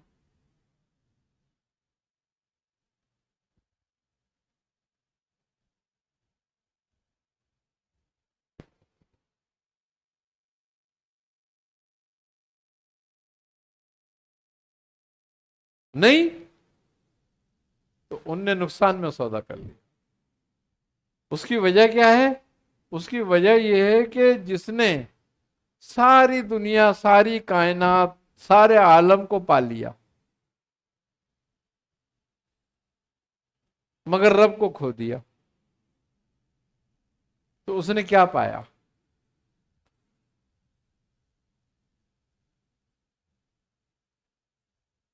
اور جس نے سارے کائنات، سارے عالم کو کھو دیا مگر رب کو پا لیا، تو اس نے کیا کھویا؟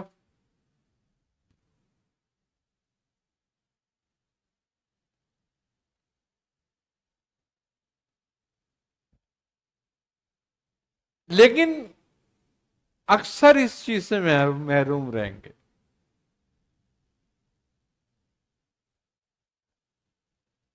اللہ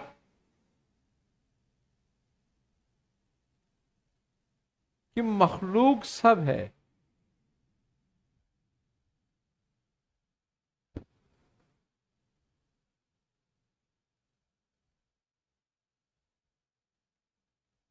لیکن اللہ کے بندے کتنے ہیں؟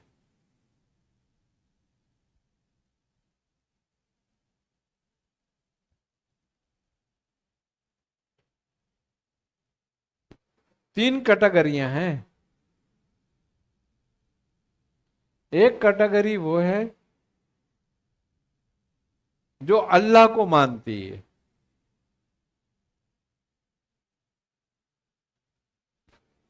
اب کون نہیں ہے جو اللہ کو نہیں مانتا؟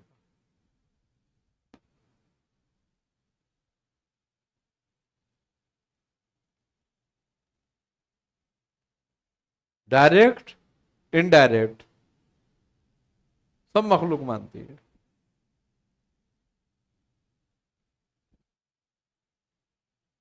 ایک کیٹیگری وہ ہے جو اللہ کو مانتی ہے. ایک کیٹیگری وہ ہے جو اللہ کی مانتی ہے.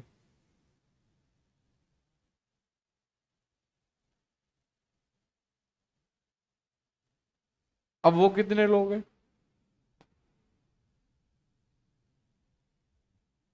جو اللہ کی مان رہے ہیں؟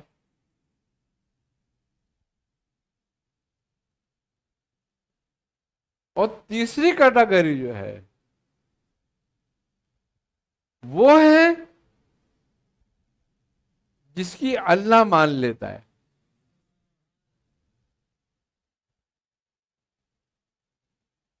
وہ کتنے؟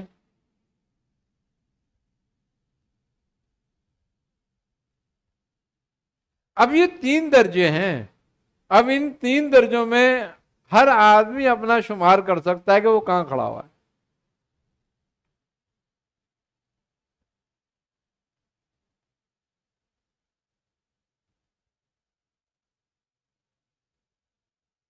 اب اللہ اپنے بندے ان میں سے نہیں چنے گا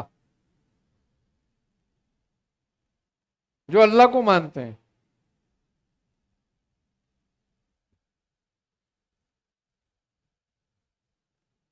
انہیں تو آزاد چھوڑا ہوا ہے، اور ان کی کوئی نعمت کم بھی نہیں کرتا. ان کو تو بخار بھی نہیں آنے دیتا.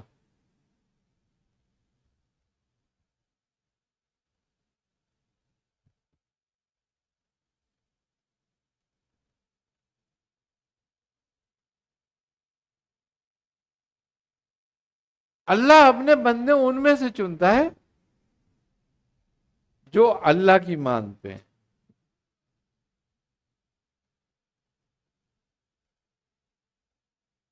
اور انہی کو اپنے بندے کہتا ہے جن کی وہ مان لیتا ہے.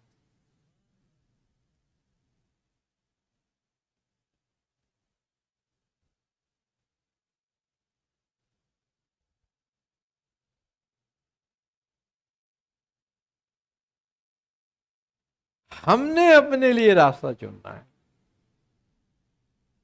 کہ ہم نے کون سی کیٹیگری میں کھڑے ہونا ہے، کس کے ساتھ کھڑے ہونا.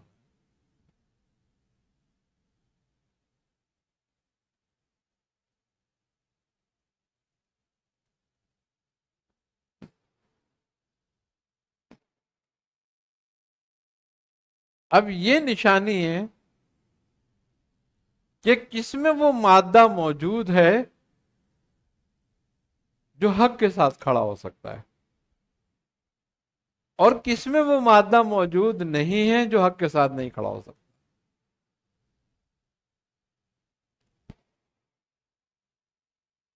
یہ بھی مادے ہوتے ہیں، یہ کس میں ہوگا کس میں نہیں ہوگا.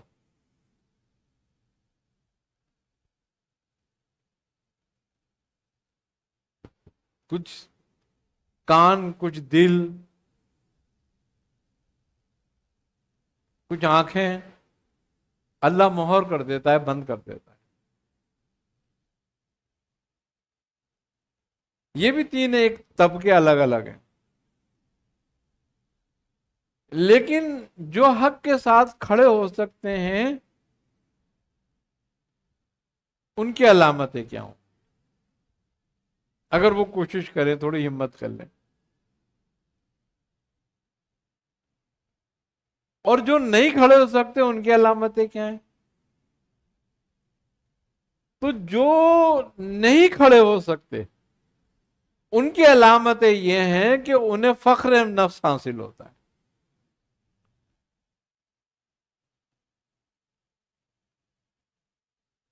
وہ اپنے معاملات پہ فخر کرتے ہیں.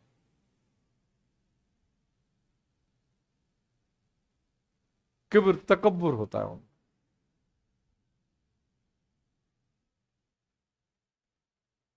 اور جو حق کے ساتھ کھڑے ہوتے ہیں، ہو سکتے ہیں، ان کی علامت یہ ہوتی ہے کہ انہیں ملامت نفس حاصل ہو جاتا ہے. وہ اپنے نفس کو ملامت کرتے رہتے.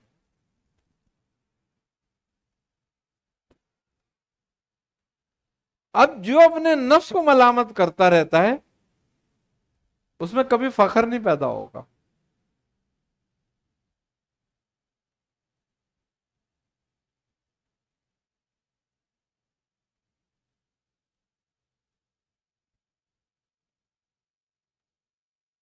کیونکہ وہ اہل ملامت سے ہو جائے گا. اور اللہ کے نزدیک پسندیدہ لوگ اہل ملامات سے ہیں. اللہ ان کو اپنے گروہ میں شامل کر لیتا ہے.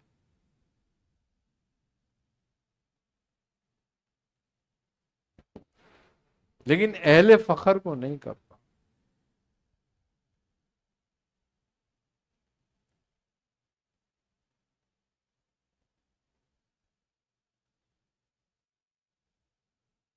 شیطان جہالت کی وجہ سے مردود ہوا تھا،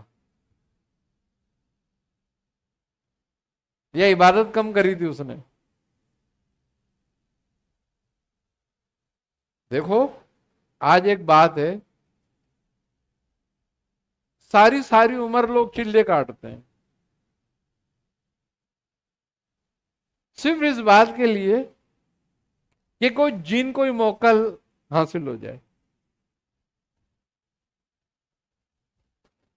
ہے نا، بھوکے مرتے ہیں، پیاسے مرتے ہیں، جنگلوں میں پڑے رہتے ہیں،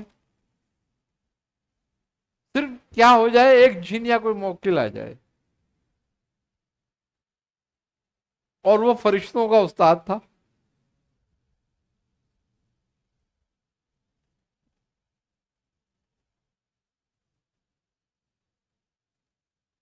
کتنے ذکر اور اذکار کرتے ہیں، ضربے لگاتے ہیں کہ کوئی تجلی ہو جائے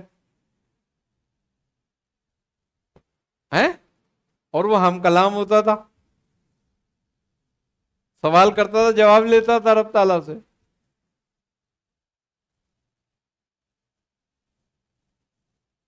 ساری عمر صحیح کرتے ہیں، نیک عمل کرتے ہیں کہ جنت مل جائے گی، اور وہ جنت کا خزانچی تھا.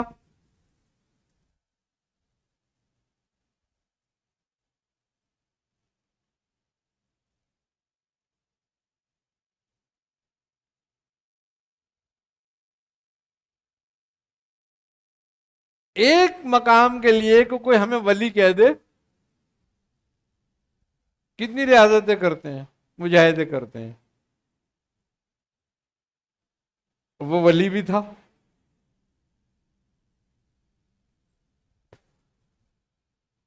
تمہارے پاس کوئی ایسا ٹائٹل نہیں ہے جو اس کے پاس نہیں تھا.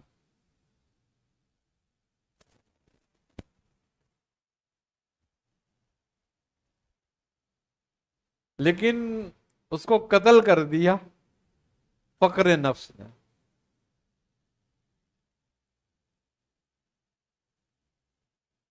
کہ میں اس سے بہتر ہوں، انا من خیرکم.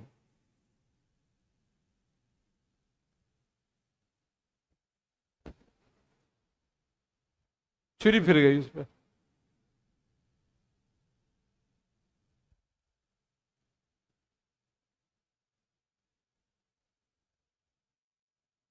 اور آدم علیہ السلام مقبول ہوئے اپنے نفس کو ملامت کر کے کہ آپ نے فرمایا ربنا ظلمنا انفسنا وَإِن لَمْ تَغْفِرْ لَنَا وَتَرْحَمْنَا لَنَكُونَنَّ مِنَ الْخَاسِرِينَ، اے میرے رب میں نے اپنے نفس پہ ظلم کر لیا. آپ عاجزی کی وجہ سے مرتبہ کمال پہ پہنچ گئے، اور وہ فخر کی وجہ سے مرتبہ کمال سے کہاں گیا؟ تو یہ صفات ہوتی ہیں انسان میں، جس میں جب پائی جاتی ہیں نا وہ اسی کام کے قریب ہوتا ہے. تو اللہ جس میں ملامت نفس پیدا کر دے، اس کا مطلب ہے اس کو ہدایت دینا چاہتا ہے، اور اس میں وہ مادہ موجود ہے.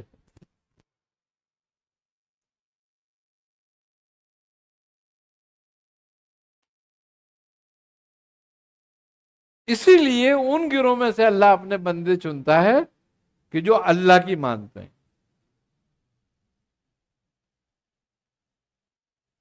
ان میں سے نہیں جو اللہ کو مانتے ہیں.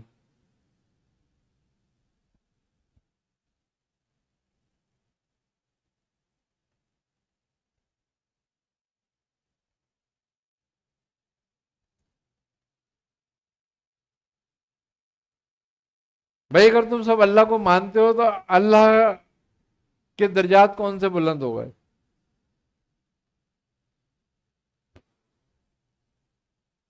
اور تم نہیں مانتے تو کون سے کم ہو گئے؟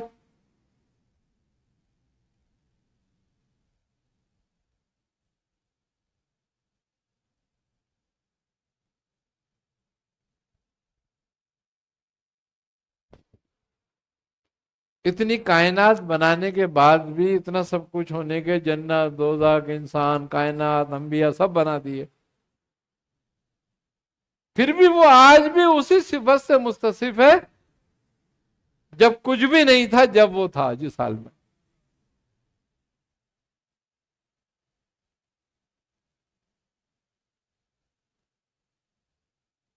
کوئی بھر نہیں کمی بیشی ہوئی.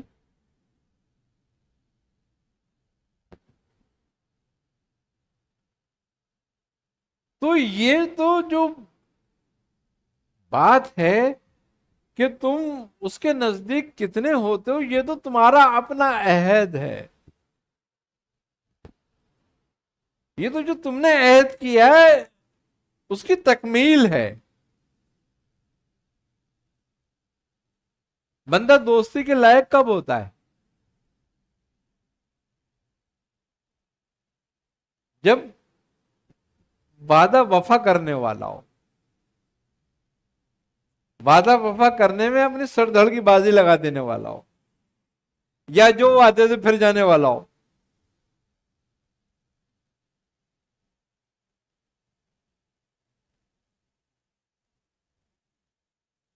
تو یہ تو جو تم نے ربوبیت کا اس سے وعدہ کیا ہے کہ تو ہمارا رب ہے، ہمارا معبود ہے،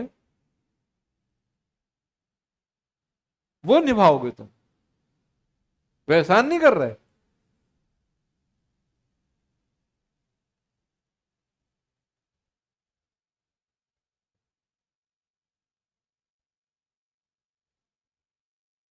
اب وہ اس کے بدلے میں تمہیں کیا نعمت دے دے، وہ مالک ہے، اس کی مرضی ہے.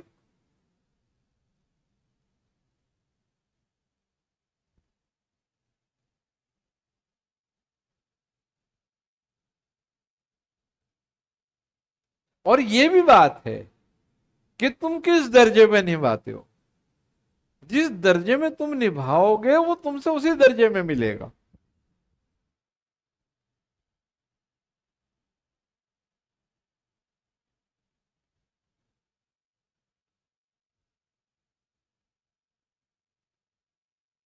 مگر آگے بڑھنا کام تمہارا ہے. پہلے ابتدا تم نے کرنی ہے، مگر ابتدا اس کی طرف سے ہی ہوتی ہے. بظاہر ہم کرتے ہیں. کیوں؟ کہ وہ پہلے مادہ ہمارے اندر ڈالتا ہے، پھر ہم ادھر رجوع ہوتے ہیں. یعنی ملامت نفس اگر ہم میں پیدا ہو گئی تو اس کا مطلب ہے انہیں ہمیں توفیق دے دی ہے، بیج ڈال دیا ہے، اب اس کا درخت بنانا ہمارا کام. دیکھو کسان کو سرکار کیا دیتی ہے؟ بیج دیتی ہے نا، کھیتی تو اس نے لگانی ہوتی ہے نا، اناج وہی اگاتا ہے نا، اور پھر سرکار ہی اس سے خرید لیتی ہے.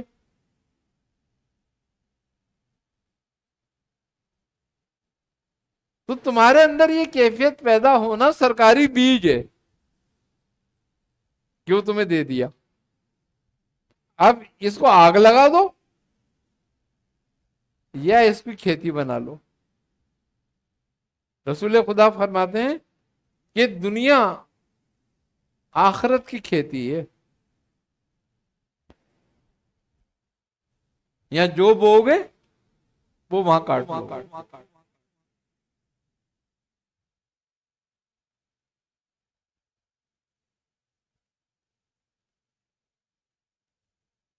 اب یہی بات ہے، یہی وجہ ہے کہ حق کے ساتھ صبر ہے، اور اس میں آزمائشیں ہیں، ملامتیں ہیں، سختیاں ہیں. اگر تمہارا نفس اس کو قبول نہیں کر رہا تو تم اس صف میں کیسے جاؤ؟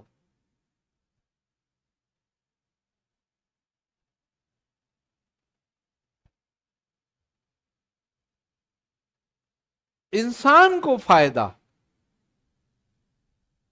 اس کے منزل پر پہنچنے کا نہیں ہے، انسان کو فائدہ اس کی صحیح کرنے کا ہے.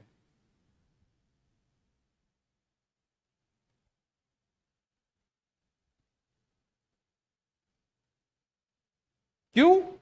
صحیح کرنا تمہارا کام ہے، اس کے انجام تک پہنچانا اس کا اپنا کام ہے.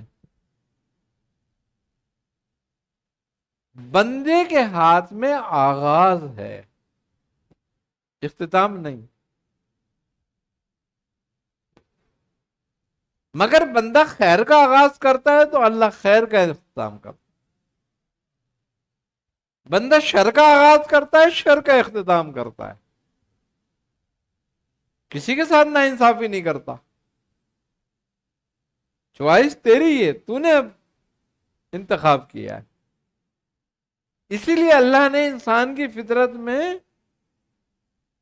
فجور اور تقوی برابر برابر رکھ دیا، کوئی آگے پیچھے نہیں کیا کہ تقوی بڑھا کے رکھتا یا فجور بڑھا کے رکھتا. نہیں، دونوں برابر ایک پل رکھتی ہے. اب اس میں سے چوز تیری مرضی ہے، تو تقوی کو چوز کرتا ہے یا فجور کو.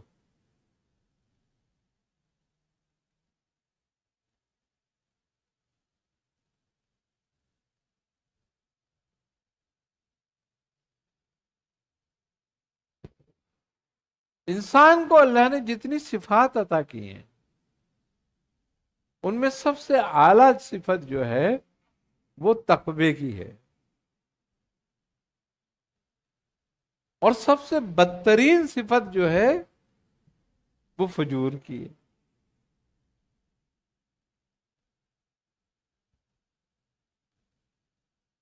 اب یہ جو چاہے بڑھا لے.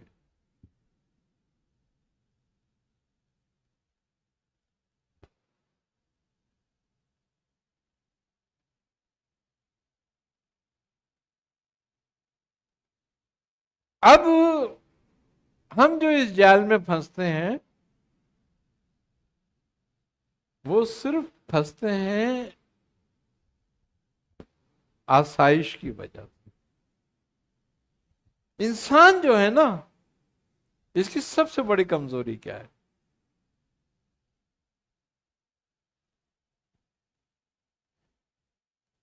انسان کی سب سے بڑی کمزوری جو ہے نا وہ ہے سکھ. سمجھتے ہو سکھ؟ سکون، چین، آرام.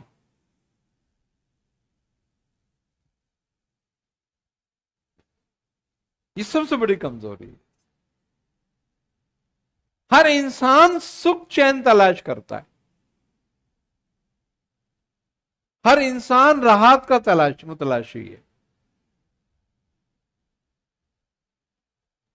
اور شکوہ بھی اسی بات پر رب تعالیٰ سے کرتا ہے کہ مجھے سکون نہیں ہے، مجھے راحت نہیں دی، میں مصیبتوں میں ہوں، میں پریشانیوں میں ہوں. یہ سب سے بڑا جال ہے اس کو، کہ شیطان اسی جال میں اس کو پھنساتا ہے کہ راحت پانا تیرا حق ہے.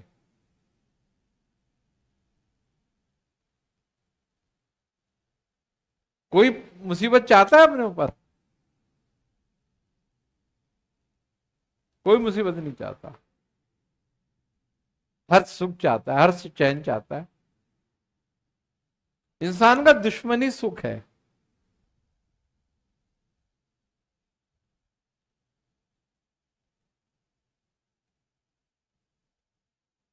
کیوں؟ کہ پریشانی کے خوف سے رب کی طرف نہیں بڑھتا.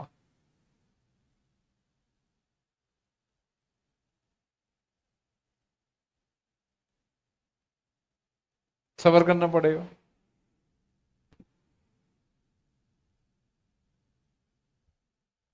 اور سکون کی طلب شیطان کی طرف لے جاتی ہے. طلب شیطان تک پہنچا دیتی ہے.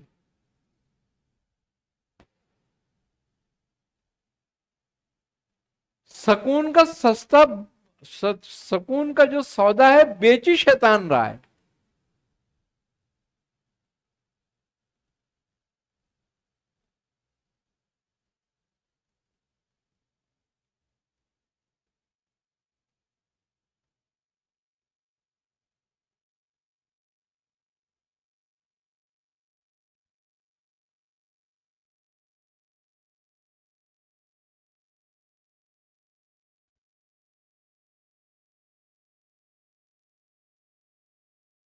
کیونکہ سکہ جو ہے نا، سکہ جب یہ بنتا ہے نا تو اس کو شیطان چومتا ہے. کہتا ہے جو تجھ سے محبت رکھے گا وہی میرا سچا غلام ہو.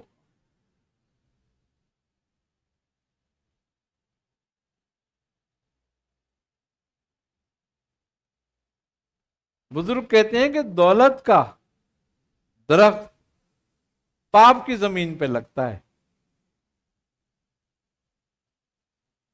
اور حرام کے پانی سے سینچا جاتا ہے، اور ظلم کی کھاد اس میں ڈالنی پڑتی ہے.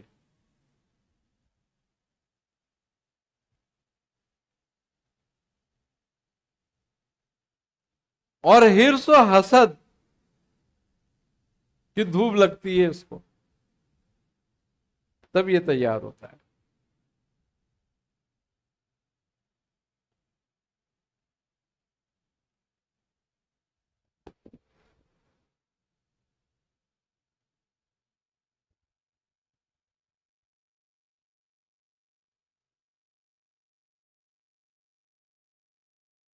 اسی لیے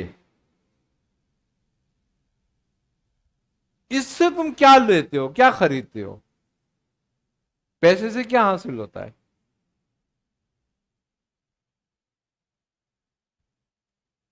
بھائی پیسے کا حاصل کیا ہے؟ کیا حاصل ہوتا ہے اس سے؟ سکھ، چین، راحت.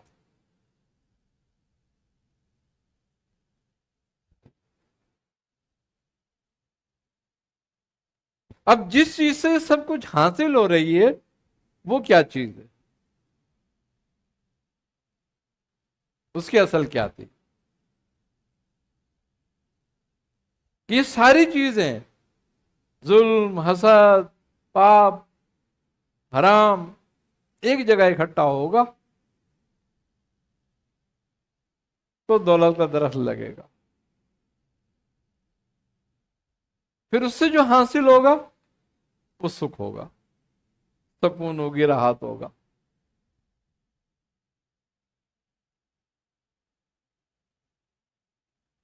تو کس سے خریدی گئی ہے؟ یہی بات ہے، ہر آدمی اس کا متلاشی ہے، سکھ کا، سکون کا، چین کا، راحت کا۔ اب اس کے برعکس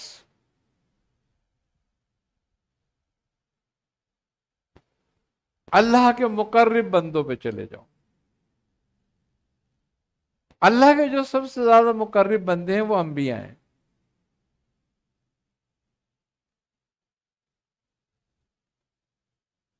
ان کی زندگیوں میں آزمائشیں ہی آزمائشیں ہیں۔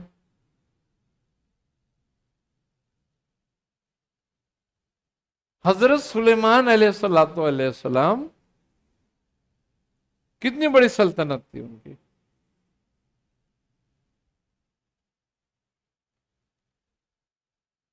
آپ نے کبھی ایک درہم اپنی سلطنت کا پیسہ لیا؟ ایک درہم نہیں لیا۔ آپ اپنے ہاتھ سے محنت کرتے تھے، اس سے جو کمائی آتی تھی اس سے اپنا گزارا کرتے، اور جب وہ نہیں بکتا تھا سامان تو فاقہ کرتے۔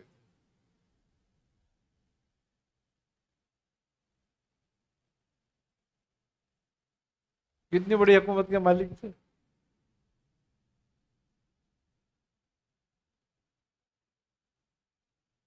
ایسے ہی حال داؤد علیہ السلام کا تھا۔ تو انہوں نے آزمائشوں کو کیوں چنا؟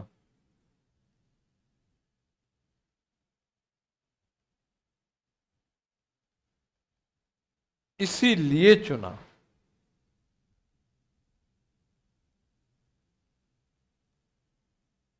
کہ آزمائشوں میں صبر کی ضرورت ہے، اور صبر حق کی طرف سے ہے۔ اہل حق کا ہتھیار ہے صبر۔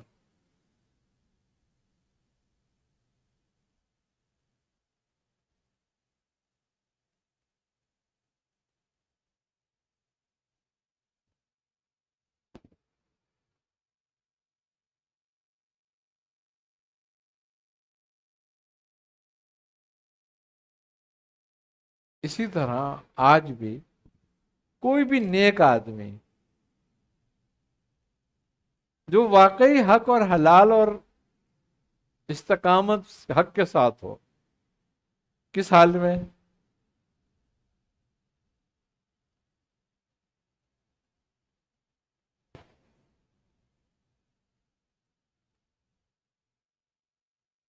یہی بات ہے کہ انسان اگر اس راستے پہ آنا چاہتا ہے،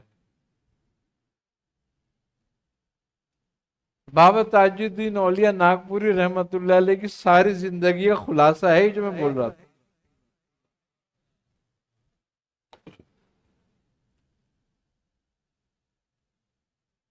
یہ آزمائشیں اور یہ حالات، جو ہفت اقلیم کا بادشاہ اور ایک پھوٹی کوڑی اس کی جیب میں نہیں،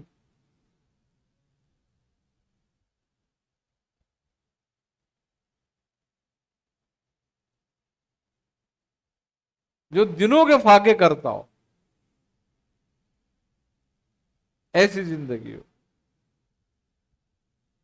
کیوں مصیبت کو چنا تھا؟ اتنی اس کے بعد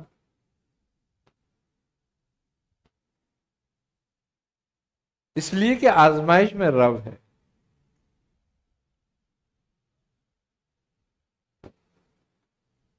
اور سکھ اہل اللہ کا دشمن،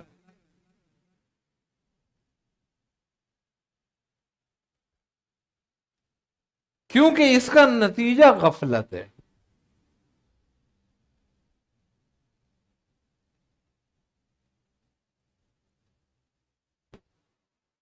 ہر دولت مند آدمی غفلت میں ہوتا ہے.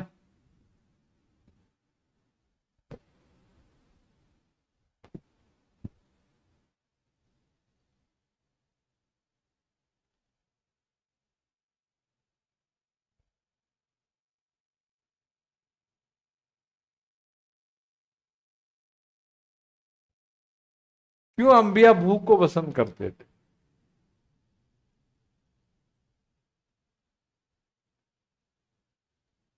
کیوں انبیاء کبھی نرم بستر نہیں بچھاتے تھے؟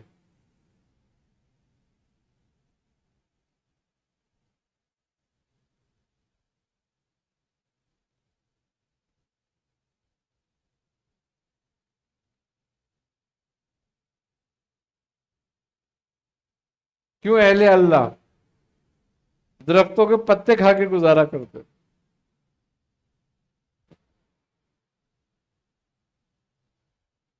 شیخ عبد القادر جیلانی رحمت اللہ علیہ ہیں کے بارے میں ہے کہ 15 سال آپ نے درختوں سے پتے لے کر کھائیں، جنگلی درختوں سے.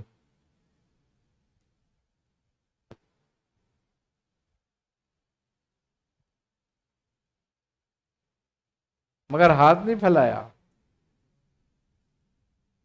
خلق کے آگے سے نہیں ہے جھکے، خالق کے آگے.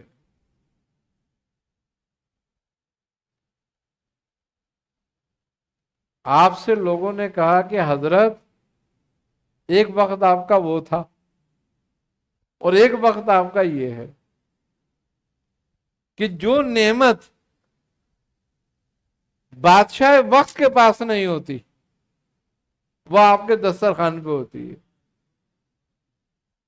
خلیفہ وقت کے پاس نہیں ہوتی وہ نعمت جو آپ کے دسترخوان پہ ہوتی ہے، اور وہ لباس خلیفہ وقت نہیں پہنتا جو آپ پہنتے ہیں. اس کی کیا وجہ؟ تو آپ نے فرمایا کہ میرا رب مجھے قسمیں دے دے کے کھلاتا اور پہناتا ہے، یہ میں اپنی مرضی سے نہیں پہنتا.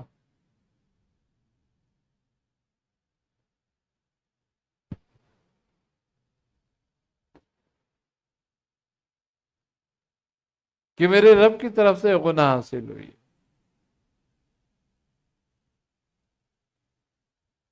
تو جب یہ سمجھ آ جاتی ہے نا بات کہ ہمارے لیے کیا بہتر ہے، اب یہ دو ہی باتیں جس کو ایک کو فخر نفس حاصل ہو اور ایک کو ملامت نفس، دونوں اپنے اپنے راستے الگ الگ چنتے ہیں. ایک کے راستے کی رہنمائی ابلیس کرتا ہے اس کے نفس کے ذریعے، اور ایک کی رہنمائی رب تعالیٰ کرتا ہے اپنے فضل کے ذریعے.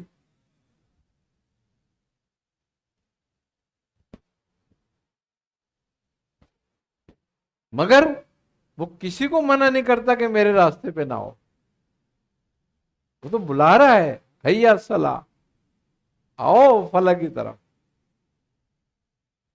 آؤ نماز کی طرف.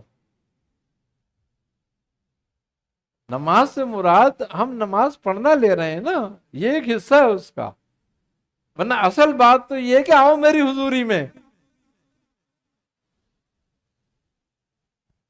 آؤ میرے نزدیک، آؤ میرے راستے پہ.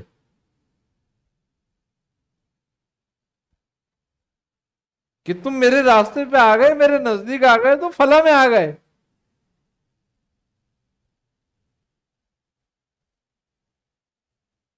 لیکن اس کے لیے تکبیر پڑھنی پڑتی ہے.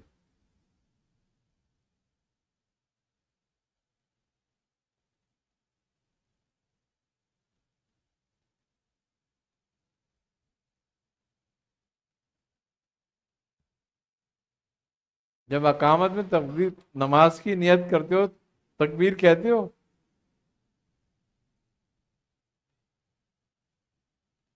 کیا مقصد ہوتا ہے اس تکبیر کہنے کا؟ اللہ اکبر کہتے ہو نہیں کہتے ہو نیت باندھ کے؟ کیا مقصد ہوتا ہے؟ اب ہر چیز حرام ہو گئی تم پر، سب چیز حرام کر دی تم نے، ہر چیز مردہ ہو گئی۔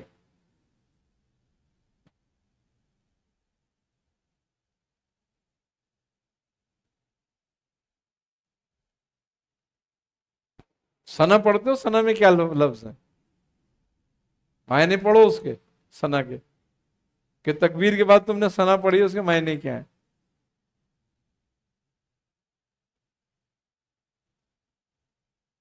اور پھر سلام پھیرتے ہو، اور سلام پھیرتے ہی پھر جاتے ہو۔